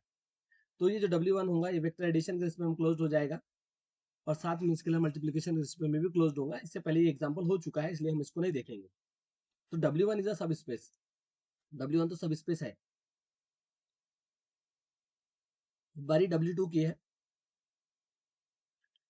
मुझे ऐसे वेक्टर्स कलेक्ट करने हैं, ऐसे एक्स मैट्रिक्स कलेक्ट करने हैं कि एक्स प्लस ए करे और ए प्लस एक्स करे तो सेम आ जाए, मीन्स एडिशन के रिस्पेक्ट में वो ए के साथ कम्यूट करना चाहिए। देखिए जीरो मैट्रिक्स ऐसी मैट्रिक्स होती है जो एडिशन और मल्टीप्लीकेशन दोनों के रिस्पेक्ट में कम्यूट करती है, क्योंकि जीरो प्लस ए करोगे तो ए आएगा, और इधर ए प्लस जीरो करोगे तो भी ए आएगा। तो जीरो मैट्रिक्स तो W2 में बिलोंग कर गई। अब हम कंसिडर करते हैं दो मैट्रिक्स एक्स और वाई जो W2 के अंदर है। तो अगर एक्स W2 के अंदर है, इसका मतलब एक्स प्लस ए और ए प्लस एक्स सेम रहेगा। Okay, yes. अगर वाई W2 के अंदर है, इसका क्या मतलब है, वाई प्लस ए और ए प्लस वाई सेम रहेगा। यस। अब हमें चेक करना है कि एक्स प्लस वाई, ये जो दो मैट्रिक्स है, इनका सम एक इस W2 के अंदर बिलोंग करेगा या नहीं करेगा। ठीक है, तो एक्स प्लस वाई का जो सम है W2 के अंदर कब बिलोंग करेगा, जब वो ए के साथ कम्यूट करे। देखिए हम इसको ऐसे लिख सकते हैं, एक्स प्लस वाई प्लस ए, लेकिन वाई प्लस ए क्या है, वाई प्लस ए प्लस वाई है, हम इसको लिख दिया ए प्लस वाई। अब हम ब्रैकेट हम एक्स और ए पे इंसर्ट कर रहे हैं, एक्स प्लस ए प्लस वाई। अब एक्स प्लस ए क्या आएगा, ए प्लस एक्स आ जाएगा प्लस वाई। ठीक है, इसको हम क्या लिख सकते हैं, इसको लिख सकते हैं ए प्लस, ठीक है, ए प्लस एक्स प्लस वाई, ऐसे। तो देखिए एक्स प्लस वाई ए के साथ कम्यूट कर रहा है एडिशन के रिस्पेक्ट में। ओके, इसलिए ये W2 जो होगा वेक्टर एडिशन के रिस्पेक्ट में क्लोज हो जाएगा। ठीक है, अब हम स्केलर मल्टीप्लिकेशन की बात करते हैं। तो हमने अल्फा लिया कोई फील्ड से, और एक्स लिया हमने W2 से। तो अगर x W2 से है तो ये होगा x plus A is equal to A plus x. अब हम देखेंगे अल्फा एक्स को, अल्फा एक्स ए के साथ कमिट करता है या नहीं करता। ठीक है,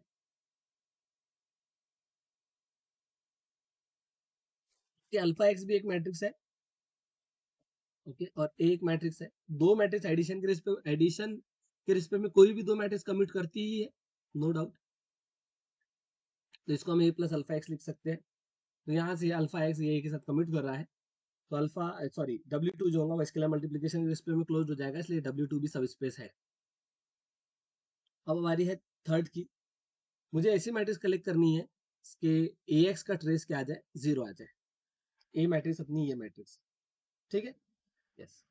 तो देखिए अगर मैं जीरो मैट्रिक्स लेता हूँ तो ए इंटू जीरो जीरो आ जाएगा, और जीरो मैट्रिक्स का ट्रेस तो जीरो ही होता है, इसलिए हम कह सकते हैं कि जीरो जो होगा वो W3 में बिलोंग करेगा, क्योंकि जीरो मैट्रिक्स इस कंडीशन को सेटिस्फाई कर रही है। अब हमें दो मैट्रिक्स लेना होगा, let x comma y belongings to W3। अगर एक्स W3 का एलिमेंट है, इसका मतलब कि ट्रेस ऑफ ए एक्स ये जीरो आ जाएगा। ऐसे ही ट्रेस ऑफ ए वाई ये भी जीरो आ जाएगा। अब हमें चेक करना है trace of what, trace of A x plus y, ठीक है। यस, सो इसको हम लिख सकते हैं trace of A x plus A y. अब हमें ये बात पता है कि ट्रेस को क्या किया जा सकता है, एडिशन पे डिस्ट्रीब्यूट किया जा सकता है, तो trace of A x plus trace of A y. लेकिन ट्रेस ऑफ ए एक्स क्या है, जीरो है, और ट्रेस ऑफ ए वाई क्या है, वो भी जीरो है, तो ये क्या आ गया, जीरो आ गया।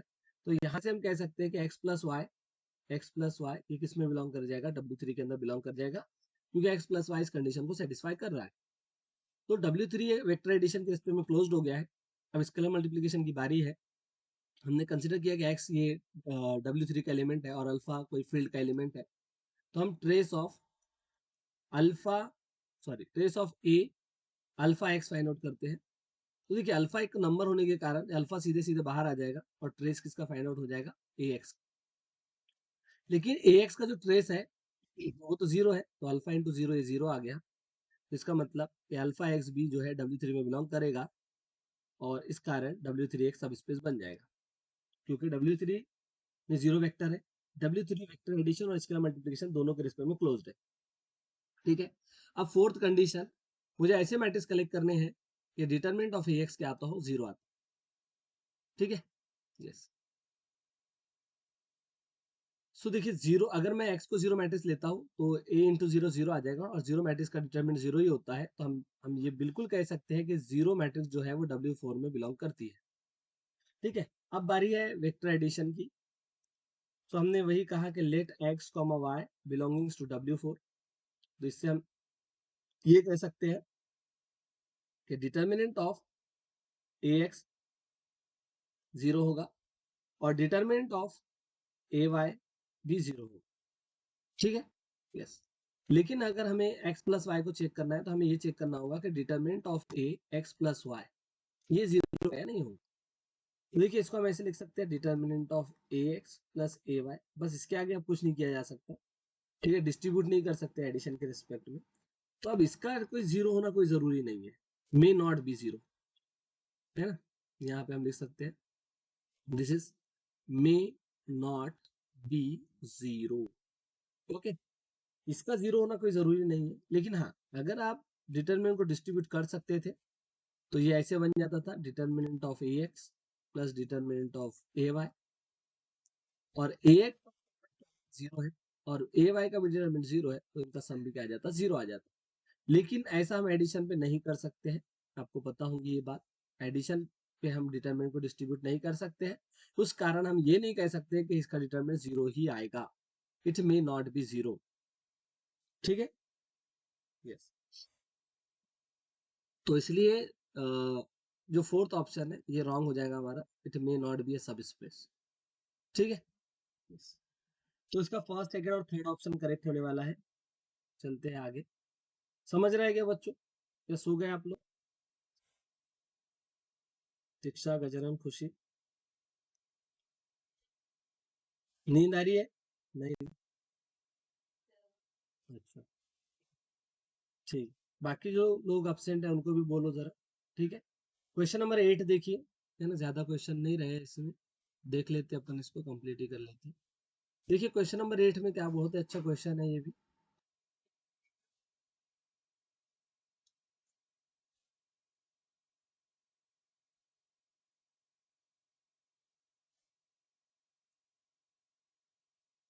देखिए क्वेश्चन नंबर 8 में क्या कहा है, which of the following are sub spaces of vector space R3, इनमें से कौन जो है वो R3 का सब स्पेस है। अब R3 क्या होता है, R3 होता है एक थ्री डायमेंशनल स्पेस, जैसे मान लो ये की है अपनी y एक्सिस है, ठीक है। और फिर ये नहीं, ऐसे नहीं बनाना पड़ेगा, नहीं तो प्रॉब्लम हो जाएगी थोड़ी,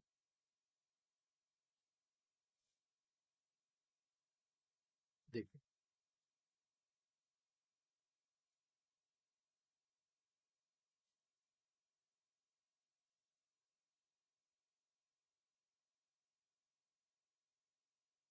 then this is y axis, suppose this is z axis, y axis और एक्सिस, इस टाइप, ठीक है। तो ये जो है, मान लो ये x एक्सिस है, ये y एक्सिस है, और ये z एक्सिस, ठीक है। तो ये अपना R3 बन गया, क्या है ये है R3, ओके। कहता है इनमें से क्या सब स्पेस नहीं होगा।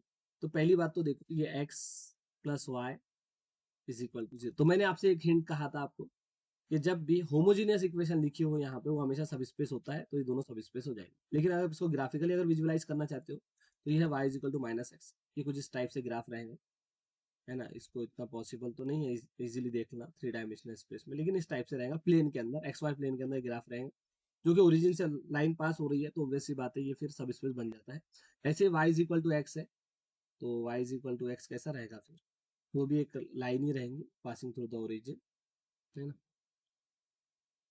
अब ये दिखाना वहाँ पे पॉसिबल नहीं है आपको, कुछ इस टाइप से रहेगा सपोज, ठीक है। इस प्लेन में रहेगा एक्स वाई प्लेन में। तो अभी देखिए यहाँ पे जीरो वेक्टर इसको सेटिस्फाई नहीं करने वाला, तो ये गया। जीरो वेक्टर इसको भी सेटिस्फाई नहीं करने वाला, तो ये भी चला गया, बचे दो थे, है ना। तो यही दो सब स्पेस रहेंगे, ठीक है। देख सकते हो ना जीरो वेक्टर इन दोनों को सेटिस्फाई नहीं करने वाला है। कितना इजी क्वेश्चन आते हैं, अच्छे क्वेश्चन है। क्वेश्चन नंबर 9 देखिए, क्वेश्चन नंबर 9 में क्या कहा है, और आई थिंक लास्ट है क्या, 10 लास्ट है, क्वेश्चन नंबर 10 लास्ट है, तो दो ही क्वेश्चन रह गए हैं। ओके, तो देख लेते हैं इनको। देखिए क्वेश्चन नंबर 9 में क्या कहा है, एक मिनट।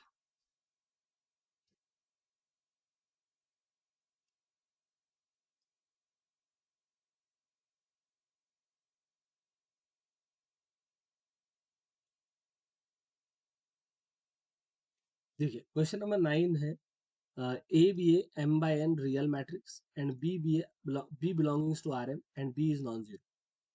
A क्या है, A ये m क्रॉस n ऑर्डर की मैट्रिक्स है, रियल मैट्रिक्स है, और B ये Rm से बिलोंग करता है, और B कैसा है, नॉन जीरो। ओके जी, मीन्स ये एक्चुअल में अपने को ये बना रहा है, क्या बना रहा है, सिस्टम ऑफ इक्वेशंस बना रहा है। बी नॉन जीरो होने के कारण ये जो सिस्टम होंगी, linear system of linear equation, ये नॉन होमोजीनियस सिस्टम होंगी, ठीक है। अब आगे क्या कहा है, the set of all real solution is vector space. गलत बात है, हमें पता है, क्योंकि जीरो वेक्टर इसको सेटिस्फाई नहीं करेगा, ये नॉन होमोजीनियस सिस्टम है, इस कारण ये कभी भी सब स्पेस नहीं बनता है, क्योंकि जीरो वेक्टर ही नहीं होता उसके अंदर। आगे क्या कहा है, if u and v are two solution of this system then lambda u plus 1 minus lambda v is also solution of this system. इसको कॉन्वेक्स सॉल्यूशन कहते हैं एक्चुअल में, convex linear combination, sorry, convex linear combination. इस type का जो combination है, देखिए U solution है, V सॉल्यूशन है, तो कहता है कि कॉन्वेक्स लीनियर कॉम्बिनेशन भी सॉल्यूशन बनेगा। तो यस, नॉन होमोजेनियस सिस्टम के अंदर जो कॉन्वेक्स लीनियर कॉम्बिनेशन आता है वो हमेशा सॉल्यूशन होता है। कोई भी लीनियर कॉम्बिनेशन सॉल्यूशन नहीं बनता, है ना, लेकिन कॉन्वेक्स लीनियर कॉम्बिनेशन हमेशा सॉल्यूशन बनता है। इसको कहते हैं कॉन्वेक्स लीनियर कॉम्बिनेशन। क्या कहते हैं, कॉन्वेक्स लीनियर कॉम्बिनेशन, ठीक है। यस, तो ये कॉन्वेक्स लीनियर कॉम्बिनेशन क्या चीज है, देखिए इस टाइप का जो होता है कॉम्बिनेशन उसको कॉन्वेक्स कॉम्बिनेशन कहते हैं, क्योंकि यहाँ पे जो कोएफिशिएंट्स होते हैं ना, कोएफिशिएंट्स जो स्केलर आप यूज करते हो कॉम्बिनेशन बनाने के लिए, उनका सम जहां भी जीरो आता है, देखिए जैसे मान लो अपने पास वेक्टर है v1 है, v2 है, और साथ में vn है। आपने कॉम्बिनेशन बनाया alpha 1 v1 plus alpha 2 v2 plus up to and so on alpha n vn। अगर ये जो स्केलर आपने यूज किए इनका सम जीरो के इक्वल आता है, तो इस कॉम्बिनेशन को कहते हैं कॉन्वेक्स लीनियर कॉम्बिनेशन। तो अब देखिए यहाँ पे जो स्केलर यूज किया एक अल्फा लैम्डा है, और दूसरा 1 माइनस लैम्डा। अगर आप इसका सम करोगे तो लैम्डा से लैम्डा कैंसिल हो जाएगा, और कॉम्बिनेशन का जो स्केलर यूज हुआ उनका सम कितना आ जाएगा, 1 आ जाएगा। इसलिए इस कॉम्बिनेशन को क्या कहते हैं, कॉन्वेक्स लीनियर कॉम्बिनेशन कहते हैं। Okay, yes. तो याद रखना, नॉन होमोजेनियस सिस्टम के अंदर हमेशा कॉन्वेक्स लीनियर कॉम्बिनेशन सॉल्यूशन बनता है। आप खुद चेक कर सकते हो, देखिए अगर u और v सॉल्यूशन है, इसका मतलब A u is equal to B, u इस इक्वेशन को सेटिस्फाई करेगा, v भी इस इक्वेशन को सेटिस्फाई करेगा। अब हमें चेक करना है कि ये जो कॉन्वेक्स लीनियर कॉम्बिनेशन है क्या वो सॉल्यूशन होगा या नहीं। Lambda u plus 1 minus lambda v, ठीक है। यस, तो इसको कैसे लिख सकते हैं, lambda A u plus 1 minus lambda A v, ठीक है। अब ए यू क्या है, ए यू बी के इक्वल है, ए यू किसके इक्वल है, बी के इक्वल है, और ये 1 माइनस लैम्डा, और ए वी भी बी के इक्वल है, यस। अगर हम बी को कॉमन ले लेते हैं तो क्या बचेगा, रिमेनिंग रहेगा लैम्डा प्लस 1 माइनस लैम्डा, और यहाँ positive lambda negative lambda get cancel, 1 into B आ जाएगा, और 1 इंटू बी बोले तो देख सकते हो जब हमने इस इक्वेशन में A x is equal to B में, इस इक्वेशन में एक्स के प्लेस पे ये जब पुट किया तो वो सेटिस्फाई कर रहा है इस इक्वेशन को, इसका मतलब कि ये भी सॉल्यूशन है। ओके, तो ये करेक्ट हो जाएगा। नाउ थर्ड देखिए क्या कह रहा है, for any solutions the linear combination is also solution of only when lambda lies between 0 and 1। कहता है सिर्फ लैम्डा अगर 0 और 1 के बीच में तभी सॉल्यूशन है। कि कहीं पे लैम्डा की कोई कंडीशन आई क्या जब हमने सॉल्यूशन है प्रूफ किया, तो लैम्डा पे कोई कंडीशन नहीं है। किसी भी लैम्डा के लिए फ्री पे होना चाहिए, लेकिन किसी भी लैम्डा के लिए सॉल्यूशन होता है, ऐसा कोई जरूरी नहीं है कि लैम्डा 0 और 1 के बीच में हो, तो ये तो बिल्कुल गलत बात हो गई।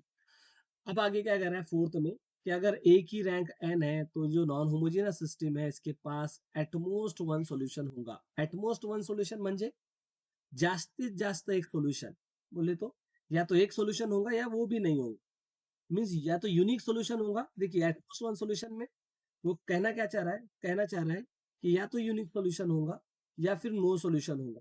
नो सॉल्यूशन कब, अगर रैंक एन है तो ए मैट्रिक्स की। तो एक बात बताना, अगर ऑगमेंटेड मैट्रिक्स की रैंक ए की रैंक के इक्वल हो तब कंसिस्टेंट होता है, मीन सॉल्यूशन एग्जिस्ट करता है ना।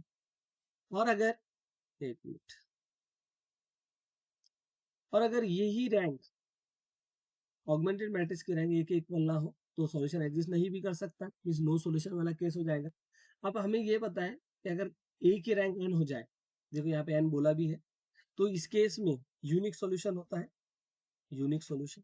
और अगर ये केस हुआ तो नो सॉल्यूशन। तो बात तो सही कही इसने कि अगर रैंक एन है, रैंक अगर एन है तो या तो ये केस होगा या फिर अगर ये भी हो सकता है, नहीं क्या, तो या तो यूनिक सॉल्यूशन होगा या नो सॉल्यूशन। तो बात तो बिल्कुल सही कही है, तो इसका फोर्थ ऑप्शन भी करेक्ट हो जाएगा। तो सेकंड और फोर्थ इसका करेक्ट होने वाला है। चलते हैं लास्ट क्वेश्चन पे। क्वेश्चन नंबर 10 देखिए आप, क्वेश्चन नंबर 10 में क्या कहा है,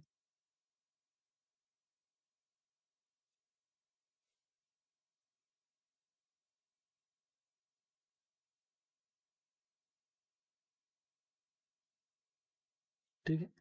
तो ये दिसंबर 2016 का क्वेश्चन है।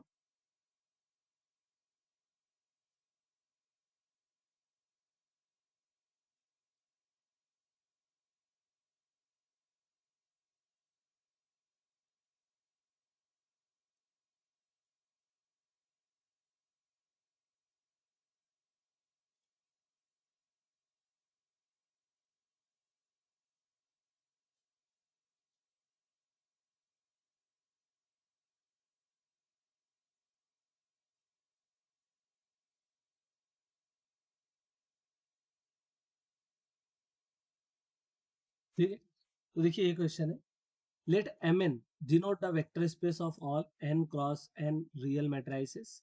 Among the following subsets of Mn, decide which are linear subspaces. इनमें से हमें बताना है कि कौन सा स्पेस होंगे। तो देखिए पहला V1 में क्या है, ऐसी मैट्रिक्स का कलेक्शन है जो कि नॉन सिंगुलर होती है। नॉन सिंगुलर बोले तो जिनका डिटर्मिनेंट क्या होता है, नॉन जीरो होता है। तो जीरो मैट्रिक्स तो इसमें बिलोंग ही नहीं करेगी, क्योंकि जीरो मैट्रिक्स का determinant non zero zero matrix का डिटर्मिनेंट जीरो होता है। जीरो मैट्रिक्स सिंगुलर मैट्रिक्स होती है, इसमें नॉन सिंगुलर मैट्रिक्स का कलेक्शन है, तो जीरो मैट्रिक्स V1 में बिलोंग नहीं करेंगे, इसलिए सब स्पेस नहीं होगा। सेकंड में कह रहा है कि ऐसी मैट्रिक्स जिनका डिटर्मिनेंट जीरो आता है, तो जीरो मैट्रिक्स का डिटर्मिनेंट तो जीरो आता है, कोई बात नहीं, तो जीरो मैट्रिक्स तो V2 में बिलोंग कर जाएगी। लेकिन क्या ये जो V2 सेट है ये एडिशन के रिस्पेक्ट में क्लोज्ड है। तो इसके लिए हम क्या करते हैं, समझने के लिए, जैसे हमने देखो ये मैट्रिक्स लिया और एक ये मैट्रिक्स लिया, दोनों मैट्रिक्स आप देख सकते हो, दोनों मैट्रिक्स का डिटरमिनेंट जीरो है, ठीक है।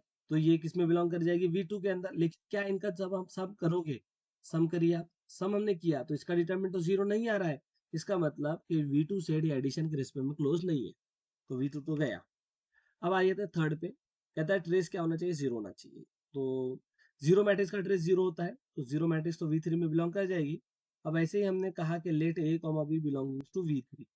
अगर ए V3 में, इसका मतलब ट्रेस ऑफ ए क्या आ जाएगा, जीरो आ जाएगा। और बी अगर V3 में, इसका मतलब ट्रेस ऑफ बी भी क्या आ जाएगा, जीरो आ जाएगा। अब हम बात करते हैं इनके एडिशन की, trace of A plus B की। तो trace of A plus B को क्या लिख सकते हैं, trace of A plus trace of B लिखा जा सकता है। ट्रेस ऑफ ए जीरो है, ट्रेस ऑफ बी भी जीरो है, तो trace of A plus B क्या आ गया, 0 आ गया है। इसका मतलब ए प्लस बी भी V3 में बिलोंग करेगा, मीन्स V3 एडिशन के रिस्पेक्ट में क्लोज्ड है। ऐसे हम स्केलर मल्टीप्लिकेशन की बात कर लेते हैं। हमने अल्फा से ए को मल्टीप्लाई किया, अल्फा बाहर आ जाता है, ट्रेस ए का फाइंड आउट होगा। ए का ट्रेस तो 0 है ना, तो ये अल्फा इंटू 0 0 आ गया। इसका मतलब कि ये जो V3 है ये स्केलर मल्टीप्लिकेशन के रिस्पेक्ट में भी क्लोज्ड है, तो थर्ड ऑप्शन इसका करेक्ट हो जाएगा। ठीक है, यस। अब फोर्थ मैट्रिक्स देखिए, वी फोर में क्या है, बी ए टाइप की मैट्रिक्स है जहां ए एम एन से बिलोंग करता है, where B is some fixed matrix. B कैसी मैट्रिक्स है, फिक्स्ड मैट्रिक्स है। तो इस टाइप की मैट्रिक्स का कलेक्शन जहाँ पे बी कोई फिक्स्ड है और ए हमें एम एन से लेना है, तो क्या ये कलेक्शन जो है सब स्पेस बनेगा। तो सबसे पहले इसमें जीरो वेक्टर देखते हैं। तो जीरो वेक्टर देखिए, अगर मैं ए एम एन एक वेक्टर स्पेस है तो जीरो वेक्टर रहेगा, इसमें जीरो मैट्रिक्स रहेंगी। हमने ए को जीरो मैट्रिक्स लिया, बी इंटू जीरो किया तो जीरो आ गया। तो जीरो तो जो है वो V4 में बिलोंग करता है।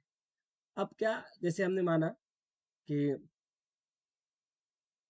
दो मैट्रिक्स लिए हमने, लेट एक्स कॉमा वाई, ये V4 के अंदर है, तो एक्स कैसा रहेगा, एक्स कुछ ऐसे रहेगा, बी इंटू ए वन टाइप का, जहाँ पे ए वन ये अपना एम एन से बिलोंग करेगा। और वाई कैसे मैट्रिक्स रहेगा, B into A two type का, जहाँ पे ए टू किससे बिलोंग करेगा, एम एन से बिलोंग करेगा। अब हम बात कर लेते हैं एक्स प्लस वाई की। तो एक्स अपना क्या है, बी ए वन है, और वाई क्या है, बी ए टू है। बी को अगर हम कॉमन ले ले तो ये ए प्लस ए टू आ जाएगा, A one plus A two आ जाएगा।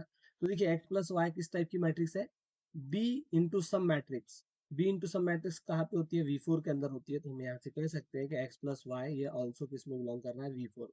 तो V4 scalar sorry vector addition के रिस्पेक्ट में क्लोज्ड हो गया है। अब हम बात करेंगे अल्फा, हमने एक फील्ड से एलिमेंट लिया और एक्स जो है वो अपना V4 से है। अगर एक्स V4 से है तो एक्स कैसा रहेगा, एक्स कुछ ऐसा रहेगा, बी इंटू ए टाइप का, जहाँ पे ए जो रहेगा वो एम एन का एलिमेंट रहेगा। ठीक है। अब हम बात करेंगे कि ये जो सेट है V4 ये स्केलर मल्टीप्लिकेशन के रिस्पेक्ट में क्लोज्ड है या नहीं है। तो हमने क्या किया, अल्फा को एक्स से मल्टीप्लाई किया। अब एक बात बताओ कि एक्स तो अपना बी ए टाइप का एलिमेंट है ना, तो ये बी हमने लिखा, फिर अल्फा को ए से मल्टीप्लाई कर दिया। देखिए अगर ए एम एन का एलिमेंट है तो अल्फा ए भी एम एन का एलिमेंट होगा, तो B into element of M A ये कहाँ पे बिलोंग करता है हमेशा, ये बिलोंग करता है V4 के अंदर।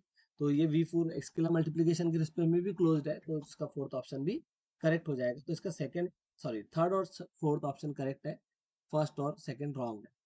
तो इस टाइप से ये कंप्लीट होती है अपनी एक्सरसाइज।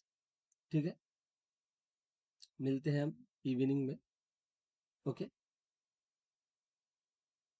जहाँ पे हम देखेंगे मॉडर्न अलजेब्रा, नहीं तो इसके। ओके, तो आज के लिए इतना ही। ठीक है, आई होप आपको सबको समझ में आया होगा। ठीक है।